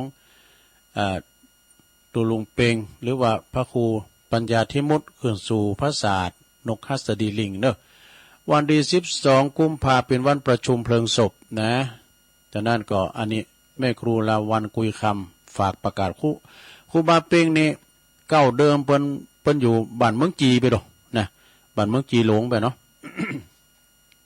แม่ครูลาวันก็แต่งก้อนไว้ละหลายบทนะ เพื่อจะเอาไปเล่าให้ฟังเนาะอันนี้ผ่านไปนะวัดน้องจางเนอะ8 ถึง 12 กุมภาเดือนหน้านี่นะไปโลมพระจะไปปูชาผ่าปังสกุลก็ดีโลไม่เงินโลไม่คำพระจะไปออกอันเป็นเจ้าภาพสังก็ดีพระจะไปออกโรงทานก็ดีก็เจิญกันได้เนอะที่วัดน้องจางนะก็ใกล้จะออกกรรมแล้วเนอะวันที่16 ถึง 21นี่มกรา ก่อนนาที่วัดแม่ห้องไคร้เปิ้นก็เข้ากรรมปฏิบัติธรรมเนอะของครูตังท่านพระครูโชลทานพิทักษ์ก็เดี๋ยวเปิ้นจะออกรายการครับวันศุกร์วันเนี่ยเนาะ วันนี้วันศุกร์เปิ้นจะออกรายการต่อจากตุลุงเนี่ยกะก็ว่ำสะโดกจ้ะ เพราะว่าเปิ้นสวดมนต์กะเปิ้นก็จะออกกรรมวันที่21เนี่ยถึงวันนี้ก็ไปสาข่าวจังหันกันตอนเจ้าเมื่อคืนก็ฟังเทศน์ฟังธรรมนะที่วัดวัดแม่ห้องไคร้เนอะอำเภอดอยสะเก็ดปนาครูบาแดงเนอะสถาเนอะไปกินแปดตานวันที่21เปิ้นจะออกกรรมแล้ว อันนี้17 ถึง 22 มกราเนอะเนี่ยเขากำเนี่ยนะสดาเก่งอกเก่งใจเปิ้นเป็นนอนให้พองตัวไอ้น่ะเป็นตะลอนวันนี้ก็เลยจะไปนอนเนอะความพุกเนี่ยก็ขอแปะวันเสาร์ไว้กันเนอะกิจกรรมมีด้วยนะ ที่สำนักสงฆ์ สำนักสงฆ์ธรรมวิมลมังคลารามเนอะตำบลนครเจดีย์ครูบาอาจารย์ตุเจ้าก็หลายโดยมีท่านพระครูอาจารย์วัดพิสุทธิ์นะเจ้าวัดวัดตาตุ่มก็เป็นประธานสงฆ์ท่านพระครูวิรุณสุตตการเจ้าคณะตำบลนครเจดีย์เขต1วัดน้องสมณธาดาปิ่นเก้าปิ่นกันแล้วก็พระครูพิสุทธิ์ธรรมสุนทรตุปิธรรมนะตุปิธรรมก็ไปนอนก็คือน่ะศาลาแป้งวิหารโน่ ครูบาอาจารย์ก็มีหลายนะสนะตั้งแต่น้องเกิดน้องโบแถวป่าศรีเศษปุ่นมาหมดอ่ะนะแถวละปะกอยปุ่นตุลุงแหวงก็ไปปันป้อนว่าเนี่ยตุลุงก็ตานทำเหยปล่อยแม่ผูกนะครับทำอะไรโลดโผนมาลายโผดโลกตุปีแหวงเต็ดเนาะก็ใส่ไปให้ร้อยปลายเนี่ยก็ฮะเนาะตุปีแหวงท่านบดโจกมา500เอาทำบุญด้วยการตุลุงปวดเต็ดตัวอ่ะ ใส่กันเต็ดตัวอ่ะโอ้อาละโดนเนาะแล้วเปิ้นมาสักบาทนะก็เอาไปหอมแป้งวิหารหมดอ่ะว่าไปโฆษณาได้3,000ปลายว่าเปิ้นหอมกันกลางตั้งนะตุปีแหวงก็ไม่ได้สักบาทแล้วก็เอามาหอมตาลคุณนาคุณลายเนาะสะดาก็อยู่ไกลแล้วแวกไก่เคียงก็ไปกินไปตาลกันก็เดี๋ยวจบรายการแล้วหลานแต่มาครับแล้วตุลุงก็จะไปบึ้ดแต่นอนบนนะพวกเจ้ามีหยังเถอะ เกรงใจเปิ้นเนาะเฮาได้มีกุศลกุฏิรู้ก่อนนั้นเปิ้นแต่จบรายการแล้วนี่ไปก็มีเขากำในแล้วเด้อสุดท้ายล่ะสะดาสุดท้ายแล้วนะขอจวยเปิ้นติมตีกำเนาะวันที่22ก็เป็นวันออกกรรมเด้อที่วัดสำนักสงฆ์ธรรมวิมลมังคลารามเนาะเปิ้นก็ช่วยกันดีสะดาปอบ้านแม่บ้านปอหลงวงนี่บ่ตตุลุงเขาย้ำลูกแต่เปิ้นไปกาดมาแล้วปอหลงการุนแก้วเซงกับกรรมการกับแม่บ้านเขาเนี่ยไปตลาดมาแล้วนะปอหลงแก้วก็มาช่วยกันโฆษณาท่านผอ.แถมนะท่านผอ.แถมเครื่องเสียงมี2ตีกันนะเครื่องเสียงก็ประสิทธิ์ซาว ไอ้ซิดปูนน้องเกิดเนาะเครื่องเสียงเปิ่นดังก็ไปกินไปตานเมื่อค่ำยามคืนโอ้คุณหลายเนอะบทตัวพี่น้องไตมาเมาหยังเมาวาวไฟ ถึงคุณเมืองเขาเนี่ยอันนี้ก็ไปลืมเนอะสดาญาโยมตีวัดมงคลว่าสำนักสงฆ์วิมลมังคลาธรรมวิมลมังคลารามเนอะทำงานหนึ่งก็บ่ได้ลืมเนอะสดาญาโยมทั้งหลายในวันที่21 มกราก็วันพุธนี่แล้วกันนะวันเสาร์ตีเปิ้นจะยกจอฟ้าวิหารแล้วก็สืบชะตาอายุวัฒนมงคลของท่านพระอธิการวุฒิปภาโสครูบากรรมเด้อณที่วัดมงคลวารีหนองหายก็เนี่ยกะตำบลคงเป้านะหนองหายนี่นะสะดาเวลาก็โมงกึ่งเด้อสะดาอยู่ละแวกไก่เคียงก็ไปฟังซอกัน ไปรวมทำบุญเนาะเปิดโรงทานก้านี่ไปสืบชะตาหลวงโดยการที่วัดมงคลวารีครูบากรรมน้องหายพระเจ้ายกจอฟ้านะไปกินข้าวโรงทานกันนะทำงานหนึ่งนี่สดาญาติโยมดังหลายกุมภาเดือนหน้านี่ก็11 12 13เนอะกุมภาปอยหลวงนี่ปอยหลวงมีละเนอะปอยหลวงโบสถเนอะเสนาสนะต่างๆวัดเราดูตั้งอยู่ที่ตำบลหนองยวงอำเภอเวียงหนองล่องเนอะตุลุงเสริมกันเนาะตุลุงเสริมแล้วก็ท่านพระอาจารย์กำธรขันติทโรนะแล้วก็ตุปีเกมเขาเนี่ยตุภาเปิ้นหลายเนอะที่วัดเราดูนะวันที่11 12 13เนาะ18เนาะ18กุมภาวัดดอนโลงเนอะ14 16 17 18ก้านเนาะไม่น้อยเนาะไม่น้อยว่าวันเดียวนะ16 17 18กุมภาพันธ์ก็งานจะร้องเนอะหอไตรหรือว่าหอธรรมนะเสนาสนะที่วัดดอนหลงวัดแม่น้อยกัดนัดเขานะวัดดอนหลงก็จะมีปล่อยหลงเนอะสถานเนอะตุนแหนก็จะไม่มีนาเมื่อก่อนนะ4 5 6มีนาบนตุนแหนหลงนะเพิ่นจะมีปล่อยหลงอยู่นะเอางานต่อไปสนะโอ้19วันแล้วไปแล้วกะ19 มกราเนี่ยงานพระราชทานเพลิงศพครูบาพันธ์ก็แล้วไปละ งานแห่พระเจ้าตอกสารวัดเหล่าป่าตานก็แล้วไปแล้วเนาะนี่ก็แล้วไปละแล้วก็งานนี้ทำงานนี่กะงานพระราชทานเพลิงศพนะพระเดชหลวงพ่อท่านพระครูวิมลภูริทัตน์เนี่ยอดีตเจ้าคณะอำเภอบ้านโฮงนะวัดป่าป่วยเนอะอำเภอบ้านโฮงวันที่22ในวันสุดท้ายโอ้ก็วันติดนี่กันเนาะวันติดนี่แล้วนะสราญาโยมก็ไปโลมบุญกันงานบุญใหญ่นะหลวงปู่ครูบาท่านพระครูวิมลภูริทัตน์นี่เปิ้นเคยขึ้นมาตีวัดพระธาตุโดยน้อยในเมื่ออ่านนั้นจะมีหลายตุนอยู่เนอะเปิ้นมาเอาตานเก่าวัดนะมีไหนพองไหนมีตุปีออฟก็มาแล้วเขานั้นตุลุงยังจำได้อยู่ตุปีออฟนะท่านพระประหลัดชัยนรินทร์วัดดงฤาษีเมื่อแล้วนะหลายปีแล้วนะพระครูวิมลภูริทัตน์เนี่ยเบิกมาแล้วตอนนั้นเปิดปิ้นเจ้าคณะอำเภอนะมาทำบุญ9 วัดแล้วขึ้นมาวัดพระธาตุโดยน้อยเนี่ยก็ขอประกาศไปกินไปตานไปรวมงานส่งสการต้านขาบครูบาอาจารย์เนี่ยอานิสงส์อันยิ่งใหญ่เนี่ยพระจะไปเปิดโฮงตานพระจะไปปูจาโลไม่เงินโลไม่คำก็ดีก็เจิญกันได้นะที่วัดป่าป่วยอำเภอบ้านโฮงในวันเสาร์วันพุธนี่นะศรัทธาญาติโยมวันพุธนี่ก็เป็นวันเสาร์อันนี้ก็เพิ่นฝากประกาศมาแม่ใหม่ศรีวิชัยบ้านไร่เปิ้นอยู่บ้านไฮนะบ้านเลขที่เปิ้น66 หมู่ 11นะตำบลป่าไผ่อำเภอสันทรายจังหวัดเชียงใหม่เปิ้นจะไปทำบุญที่วัดใหม่มณฑาทิพย์ตุปีวันใหม่เกมโต๊ะตอนหลับเปิ้นจะมาสองการรถตู่กันวันเสาร์วันพุธนี่นะไผ่ฮู้ก็ดีบอกเจ๊ฟังอยู่ก็เจ๊บอกเงินนั้นตุปีใหม่เปิ้นจะมาตานก็เปิ้นจะมาก็ประมาณ9 โมงนะเกมโต๊ะตอนหลับแม่ใหม่ศรีวิชัยนำทีมบันไฮนะตำบลป่าไผ่อำเภอสันทรายนะแต่ว่านี่ก็ขอโทษด้วยนะว่าประกาศเปิ้นผิดไปแม่อุ้ยสาวคุ้มตะวันนี่เปิ้นอยู่ดอยสะเก็ดเนี่ยยายอำเภอวันนี้อยู่สันกำแพงมั้งวะ ขอโทษด้วยเนอะตัวลุงเนี่ยมันก็จำไปเลยจำเลยนะตัวลุงจะตักตังลายก่อนสถานเปิ้นก็ตักมาตังลายตัวลุงพ่อเรื่องโทรหาผมฮอดกับเพื่อนขอตักตังลายกำนะตักตังลายกำเนาะกลุ่มขึ้นสีขาวนะ139ตักมาตังลายท่านพระมหาสมชาติชาตปัญโยกลุ่มเทพารักษ์เพื่อนพ้องน้องพี่ว2ว8ชมรมสกาย80นะอันนี้ว2ว8แต่ขึ้นอะไรนี่ก็มาเช็ควอแล้วก็รับนะแล้วก็มีแม่ครูทองคำที่วงคำตื่นมาก็ได้ฟังเพลงโมนแล้วเจ้า แม่ครูทองคำที่วงคำนี่เปิ้นอยู่ปุ้นอยู่เสาหินสีโบบานไก่กับวัดนะ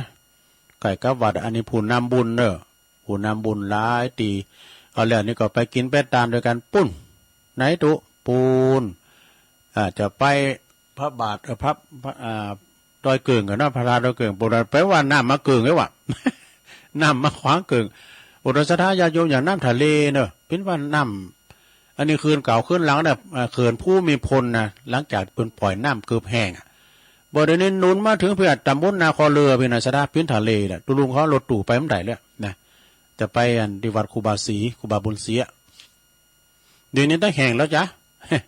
แห้งหมดนะ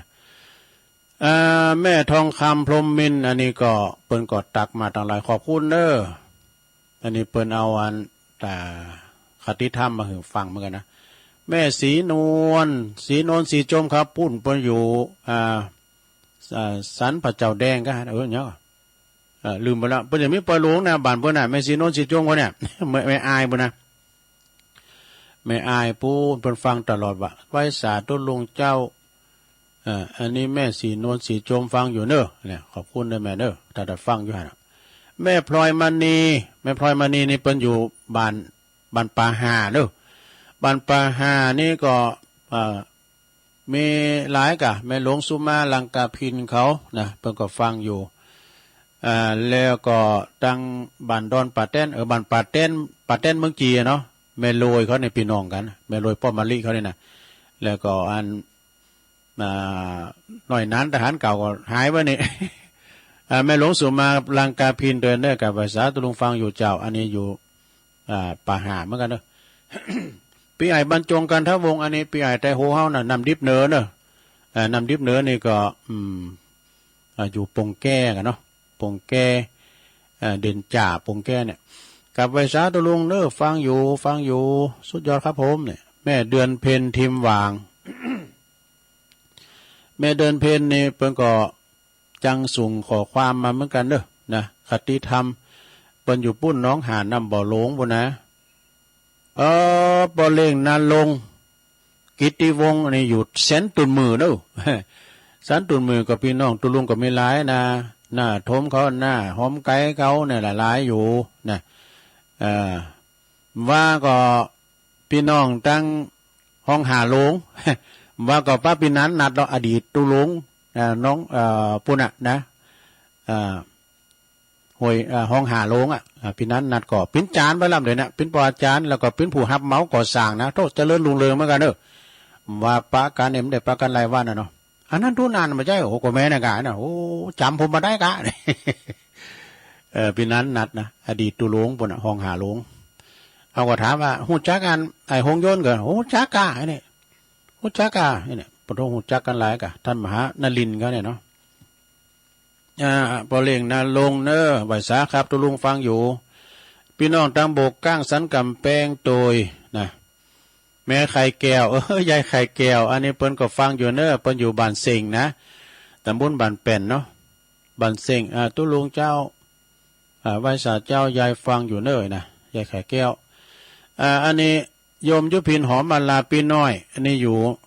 แม่โยกเนอสาธุฟังอยู่เจ้าเนี่ยน่านฟ้าเรดิโอ อันนี้คุณลุงนิรันดร์ปันดอนตองหัวหน้าสถานีน่านฟ้าเรดิโอเนอะขอบคุณท่านหัวหน้าเนอที่ฟังแล้วก็ทักทายมาลิงสัญญาณแล้วเนาะ เจ้านี้ที่เชียงใหม่แล้วก็แม่สุทัศน์ดีมูลแม่สุทัศน์นี่เปิ้นอยู่อันนี่อยู่แสนพรมทุ่งปีนะแม่วางเนาะแม่ครูธัญญากศนเจริญปอนได้แม่ครูเนอฟังอยู่เจ้า แม่น้องอันนี้ก็ฟังอยู่เจ้าอธิการวิชาสุจินโนเปิ้นปิ้นเจ้าคณะตำบุญเนอสถาและเปิ้นปิ้นพระครูป่ายแดงนะพระครูเปิ้นจื่ออย่างราชทินนามที่พระครูสุจินธรรมานุวัตรนี่โอ้จื่องามเหาะพระครูสุจินธรรมานุวัตรเนอตุปีชาเฮานี่นะเปิ้นปิ้นพระครูใหม่ป่ายแดง เจ้าคณะตำบุญมงน้อยเจ้าวัดป่าตานเนอะเอิ้นไปตั้งพระครูสุทัศน์กันทวังโต้ยเนาะนะไอพงบันแซมเขาด้วยเอิ้นไปตั้งประโลงโลยเขา ประเสริฐมูลชีพอันนี้มันอายเบิ่งกะมงคลมูลชีพประโลงเกี่ยวกันนะเนาะ น้องกันน้องประโลงหลายตีเนาะก็ฟังกันอยู่ขอขอบคุณเนอสำหรับศรัทธาญาติโยมที่ฟังกันอยู่ตั้งบ้านตั้งจองแต่วันพุธนี่ก็ขอตูก่อนเนอะซะนะขอแปะไว้เสาก่อนแปะตึงเจ้าตึงแรงนะ เพราะว่ามันเป็นการลำบากเนาะเปิ้นก็จะห่างจะได้จะโคกันเปิ้นเป็นวันสุดท้ายตัวเนี้ยนะโอ้มาแล้วเนี่ยแม่น้อยทำแล้วเนี่ย0899555656ก็เลยจะเปิดสายแล้วเนอะซะนะเนาะแล้วเดี๋ยวรถจะมาแล้วตุลุงก็จะไปตีเขากำก่อนแม่น้อยเจริญปอนเจ้าตะกี้จะเปิดอันหออันวัดตั้งมันเลยตัวหือไปตำใส่ซุมนั้นเลยเจ้าจะร้องวันดอนนี่วันที่18-19เช้าวันตาลนะเจ้าวันพุธวันศีลแล้วนะเจ้าอันจากคนนาวัดว่าบ่เข่าก็เหมือนสับเปาลอยนำถูกพายุโหมถังโหมสัดซ้ำก็จักขาดความเพตรา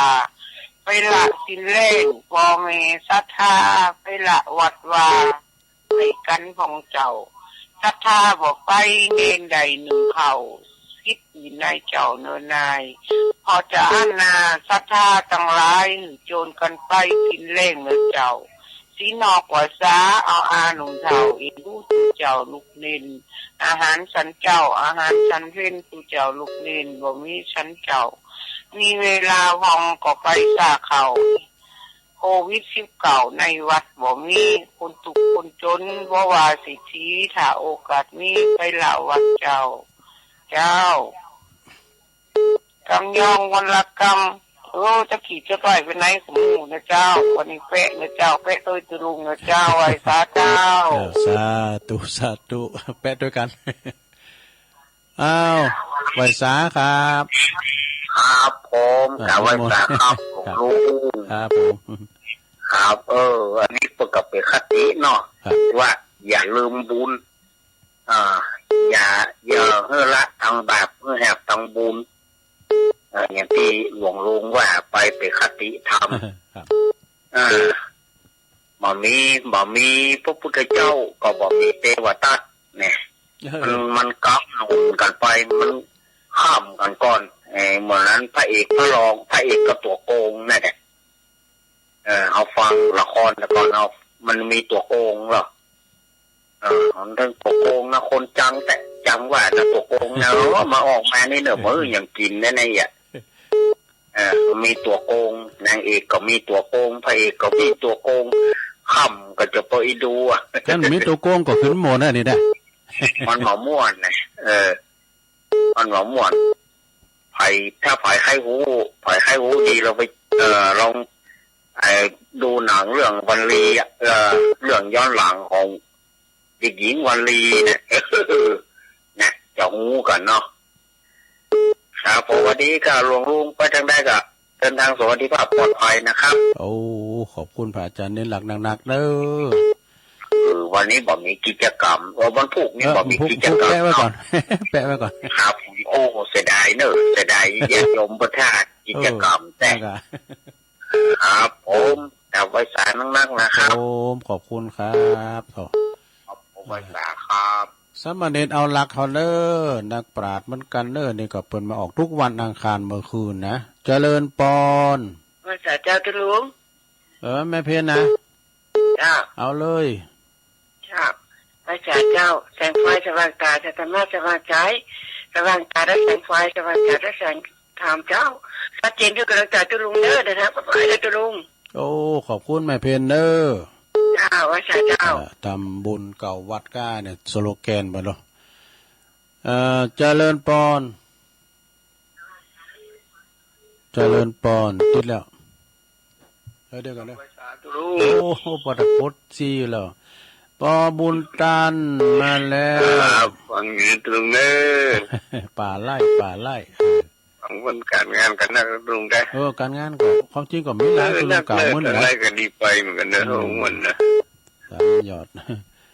ก็อะไรไก่ไหนก็ไปหันเนาะนั่นแหละกันไก่ไหนก็ไปหันมันจะมีตลอดนะบุตรตั้งไต่บุตรตั้งเยอะงานตลอดโอ้ลองใจจะลุงเด้อสาธุฟังอยู่ในนั้นเด้ออันนี้ก็ปอบุญตันป่าไร่สามยอดเนาะเจริญปอนพระเจ้าตุลุงแม่ทีมาเจ้าแม่ทีมฟังวันนี้ฟังได้เจ้าฟังเพลงโดยตอนใส่ป่าแดดการแพ้ตื่นเจ้าตั้งแต่ฟังเพลงนะเจ้ายินดีหลายๆเนี่ยแม่ฟินเนอร์เจ้าชัดเจนดีเนอร์โอ้ขอบคุณหลายๆไว้สาเจ้าไว้สาบารมีธรรมทางครูบาทางวัดศาลาเด้อหลวงพ่อเด้อหลวงพ่อทองคำวัดศาลาได้ปะกันมือนะตำบลน้ำแพร่หางดงเจริญปอนจ้าจูเรื่องวัดประมือเจ้าโมพัดกุลันอนุโมทนาบุญตุลุงเมื่อที่จะไปวัดนอกไคเนอร์เจ้าต้นซ่านฝางตุลุงรักษาฟองเนอร์เหมือนกันอนุโมทนาบุญตุลุงเนอร์ขอบคุณแม่โบพัดหลายๆเด้อต้นซ่านฝางอันนี้เมืองฝางนะมาละเจริญปอนเอาไปอุ้ยสาวคุ้มตะวันเนาะเจ้าร้อยสเก็ตนักอะเป็นร้อยสเก็ตเนาะไปย้ายอำเภอไปไหนตุลุง บ้านสันต้นมือนะป่อสาวอยู่ปุ่นน่ะแต่ก่อนน่ะเดี๋ยวนี้เพิ่นเสียชีวิตเพิ่นไปได้เมียอยู่ปุ่นมีลูก5 คนกันน่ะดีกะบ้านสันต้นมือบ่ตั้งเพิ่นเสียชีวิตก็เลยมันได้ไปเอวหา5 คนกัน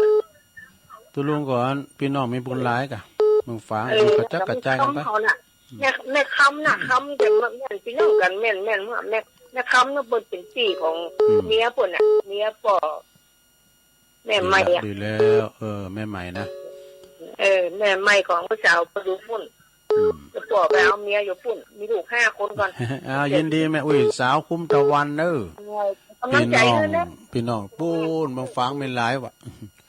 ไม่อายกันเนาะสันตุนมือเจริญปอนไหวสาจะลุงคนเฒ่าโบกก้างเจ้ากำลังตื่นนี่โอ้ก่อนเอาปีเปิ้ลกันเอาปีเปิ้ลกันตื่นไม่ก็โทรมาเลยนี่คนเฒ่าโบกก้างลุงตื่นหมดจับจะลุงโอ้เนี่ยยินดีเนอะคนเฒ่าโบกก้างคุ้มโบกก้างนี่สั้นกำแพงโบกก้างศิลป์ในบทโต้เครื่องเสียงเป็นดังเนอะแห่เป็นมนนะเจริญปอนการนมัสการเจ้าสีโพธารามมาแล้วแม่สุกแก้วเนาะ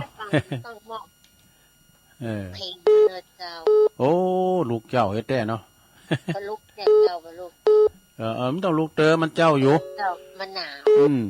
มันยังเจ้าอยู่1ข้าวกำเดียวกับ1ซุกอ่ะเนาะ1แก๊สอ่ะมานึ่งเจ้ามานึ่งหุงข้าวอันนี้ซื้อเอาเจ้าซื้อเอาเนาะมันง่ายดีเด้อมันอยู่2 คนเนาะนั่นน่ะคนเป็นลูกดีแล้วยินดีแม่สุกแก้วเด้อ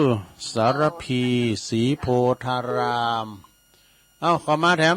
เจริญปอนติดแล้วยังหลวงพ่อกฤษหลวงพ่อกฤษหนาวเยอะอาจารย์อากาศท่านี้ไม่หนาวพอดีนะเย็นนะที่เย็นนะที่ผมเย็นอ่ะดีกะไม่โทษถึงนะผมเย็นได้วันนี้นอนอยู่ในกดเดี๋ยวออกกดแล้วอยู่ในกดอ่ะผมก็นอนในเต็นท์อ่ะอยู่ในประทุนใช้ประทุนนะกลางเต็นท์อ่ะดีกะไม่สาครับผมไม่สาครับหลวงพ่อครับพุทธปางโม่เนี่ยพุทธอุทยานปางโม่ในปุ่นกันนะเจงดาวเมื่อนะนี่เจริญปอนกราบไหว้สาท่านเจ้าสายบุญมาแล้วหลวงพ่อมานิดนิมนต์นะครับวันหนาวจิ้วโอ้งานเยอะเนาะตัวลุงเนาะหลายวันละยาวเลยนะว่าลุงกำเดียวก็ครับฟังอยู่แล้วก็มันโทรกระติดกันเลยปล่อยสถาเป็นตัวลุงขาดไปหลายวันเนาะติดแล้วเหรอติดแล้วก็ไม่เอาละโอ้กับที่ของลุงไปทำหน้าที่น้องพอไปเขากำไปเขากำไม่ห้องใครอ่ะต้นบ่ได้มนเป็นการเข้ากำใครจะอยู่ก็ไปแต่จะไปทำบุญวันนี้จะไปพร้อมกันเทศแล้วน้ำดื่มไปตามสัก30 แพ็คนี่นะโอ้ดีกะการไปรับวัดปลาไผ่มีตามก่อนที่เปิ้นจะสึกไปหลวงเพราะเปิ้นมีช่างมาคัดกับแปลงคุยแถมไม่ครับวัดหลวงพ่อที่ธรรมราชอาจารย์สมเพชรเลยนะไปจะปล่อยลงกะวัดหลวงเดือนมีนาวันที่2 ถึงวันที่ 5ครับโอ้ไกลๆมาบอกกันเนี่ยจะได้โฆษณาเปิ้นนะประชาสัมพันธ์วัดไม่น้อยของมึงมีนะวัดไม่น้อยจะท่าวิโรจน์อ่ะไม่น้อยกันนะมันเจ้าเราไม่น้อยจะท่าวิโรจน์เลยอ่ะไม่น้อยแท้ไม่น้อยอันบุญยงอ่ะบุญยงนะไม่น้อยบุญยงเจอสักเตือปัจจัย3 เตือจะติดบ้านเนาะผมไม่แย่เลยเนาะมันว่าตัวใครปัญหาปัญหาดีละได้หลายเดือนแล้วเนาะถ้าได้สบายแล้วกะไม่น้อยสบายแล้วคนแก่เป็นอย่างตัดนานหายหน่อยแต่กะลุงอยู่ดีสบายเลยลุงครับตามมาตรฐานอัตภาพเลยครับโอ้ไหวสาหลวงพ่อเนอสาธุโตห่างเหินไปมื่นหน่อยหลวงพ่อมานิดอ่ะขอบคุณที่โทรมานะครับเนอะเจริญปอนแล้วแกไม่แก่เจ้าตุลุงรู้สึกแก่ศิลปศิลป์อ่ะไม่ห้องกับคุณเนอะฟังตุลุงแล้วนะเจ้านะเจ้าติดตามตลอดนะตุลุง อ๋อยินดีครับแม่สุกแก้วเด้อ มันสูงกันนะรู้ ฮะ ปนฟองกันนะลูกพูดกับปนฟองกันนะกันนะ ฟัง เลย กูตุนกูองค์นั่นเนาะ เจ้าใส่ได้เขานี่แหละปวดโอ้ ฟังกันไปเนาะ สีเนี่ยฟังทุลุทุกเจ้าเลยเด้อฟังทุกตนทุกองค์นะเจ้า ขอบคุณแม่สุกแก้วหลายๆเด้อ เจ้ากลับเลยจ้านะสัตว์ดูเจ้า ปุ้นก็ได้กับพระครูเหมือนกันเด้อวัด วัดอันบันเวงวัดบันเวงเนาะ ตือปีพล เจริญปอน ฟังมิสาเจ้าสโลฟังอยู่นะเจ้า แม่สายทองแหละ ฟังพาดตัวเจ้า วันนี้หมอนัด แม่สายทองห้วยการ ให้กำลังใจที่ลุงนะเจ้า ยินดีนะแม่เด้อ 0899555650 หลดหลานมาละเจริญปอน ไว้สาครับลูก โอ้พี่น้องบ้านไก่พี่น้องบ้านไก่ปอนนั้นประเสริฐ ครับที่ต่างคนเจ้าตั้งแต่ประชุมประห้องมาครับ ดีกว่า ครับแล้วก็ม่วนดีเนาะสักทำคำสอนนี่เนาะ แม่น่ะ ครับนี่ครับแต่ฟังนะเอามาคิดมาอ่านมาพิจารณากันดีเนาะรู้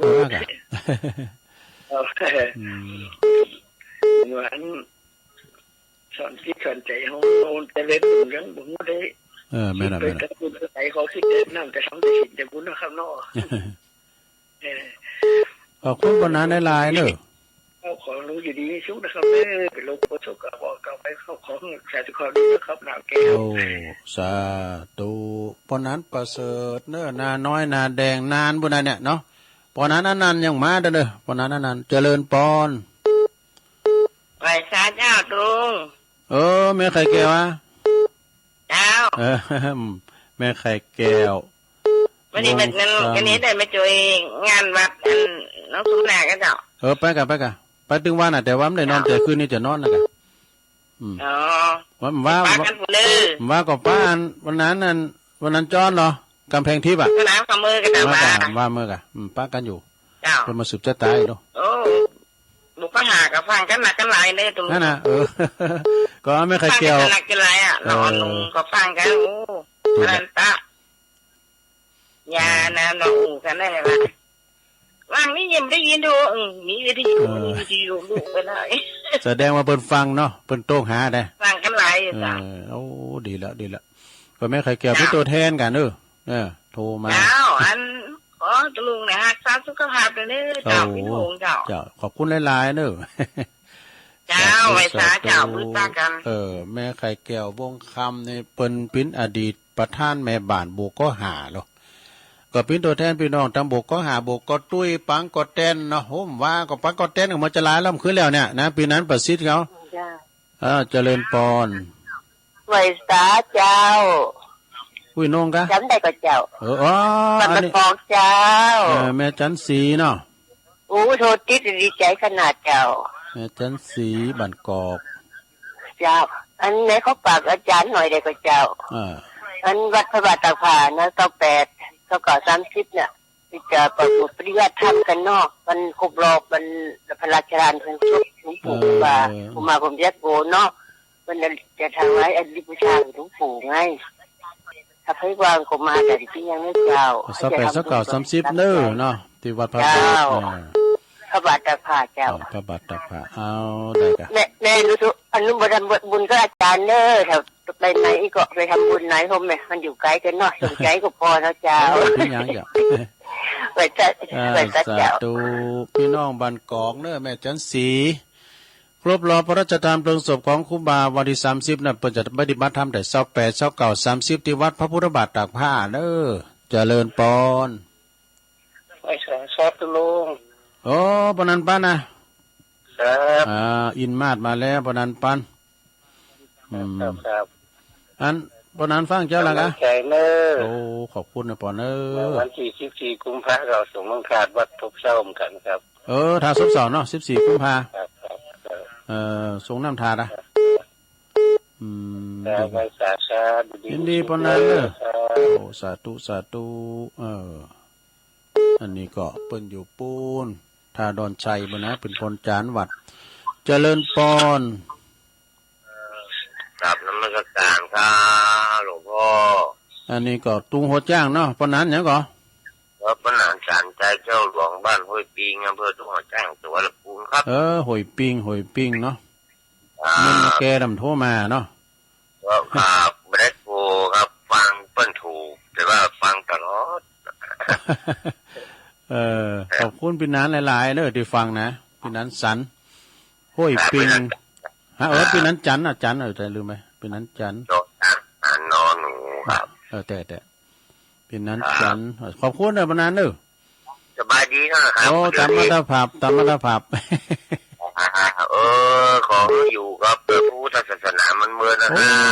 ขอบคุณหลายๆเด้อที่ปันป้อนให้ตัวลุงนะขอให้อายุหมันยืนยาวในปนานเด้อเจ้าสาธุโท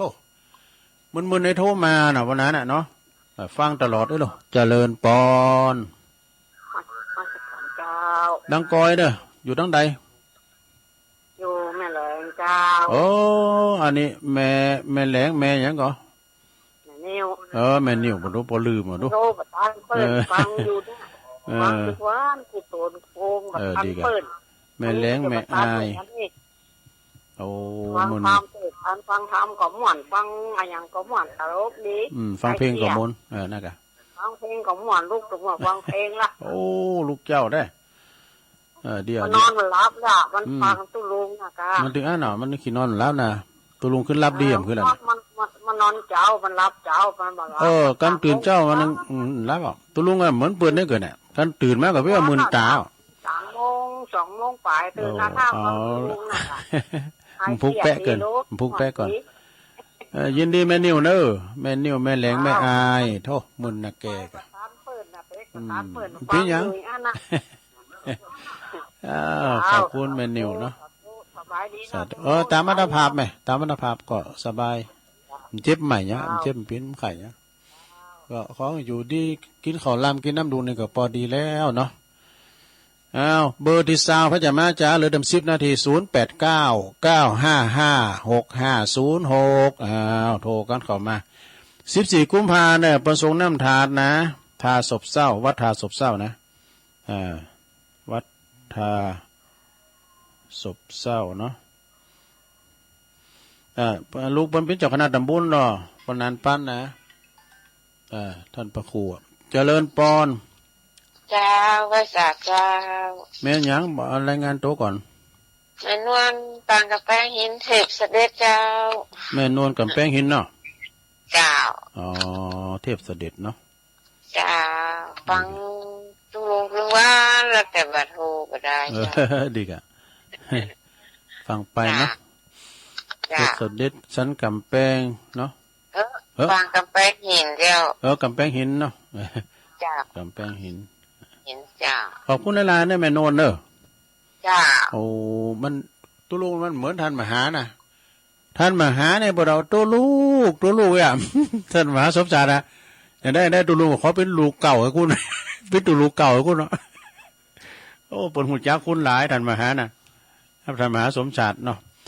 แล้วต่ออีกกันเนาะสตาร์ทได้ซาวเบอร์พอดีนะก็จะย้อนจากนั้นโทนสายกันเนาะหลุดมาถ่าแล้วก็ยายน้อยกาดนัดเด้อบ้านดอนหลงปัจจุวัดดอนหลงปัจจุมีงาน18 19 20 กุมภาเด้อจะร้องหอไตรหอธรรมพระอาจารย์เน้นหลักสันเมืองเด้อวัดสันเมืองไหวสารเด้อเปิดกด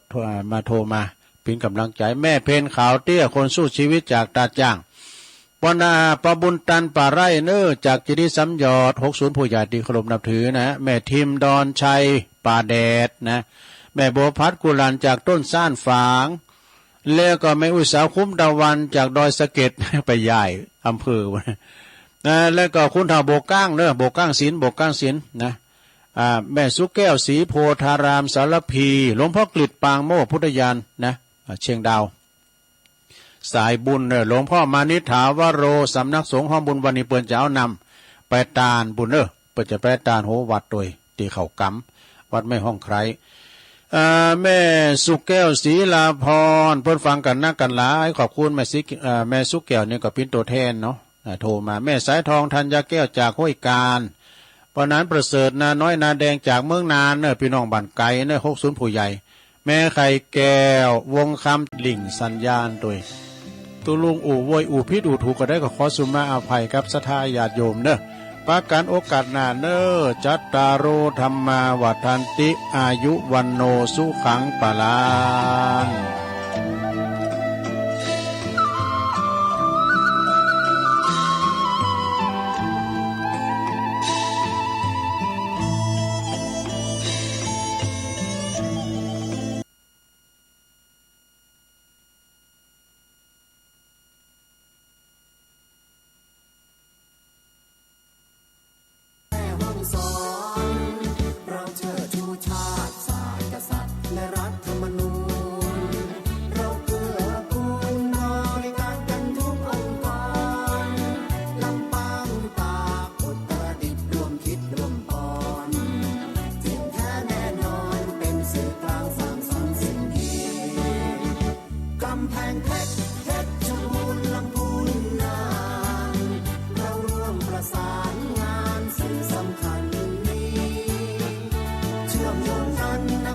สวรรค์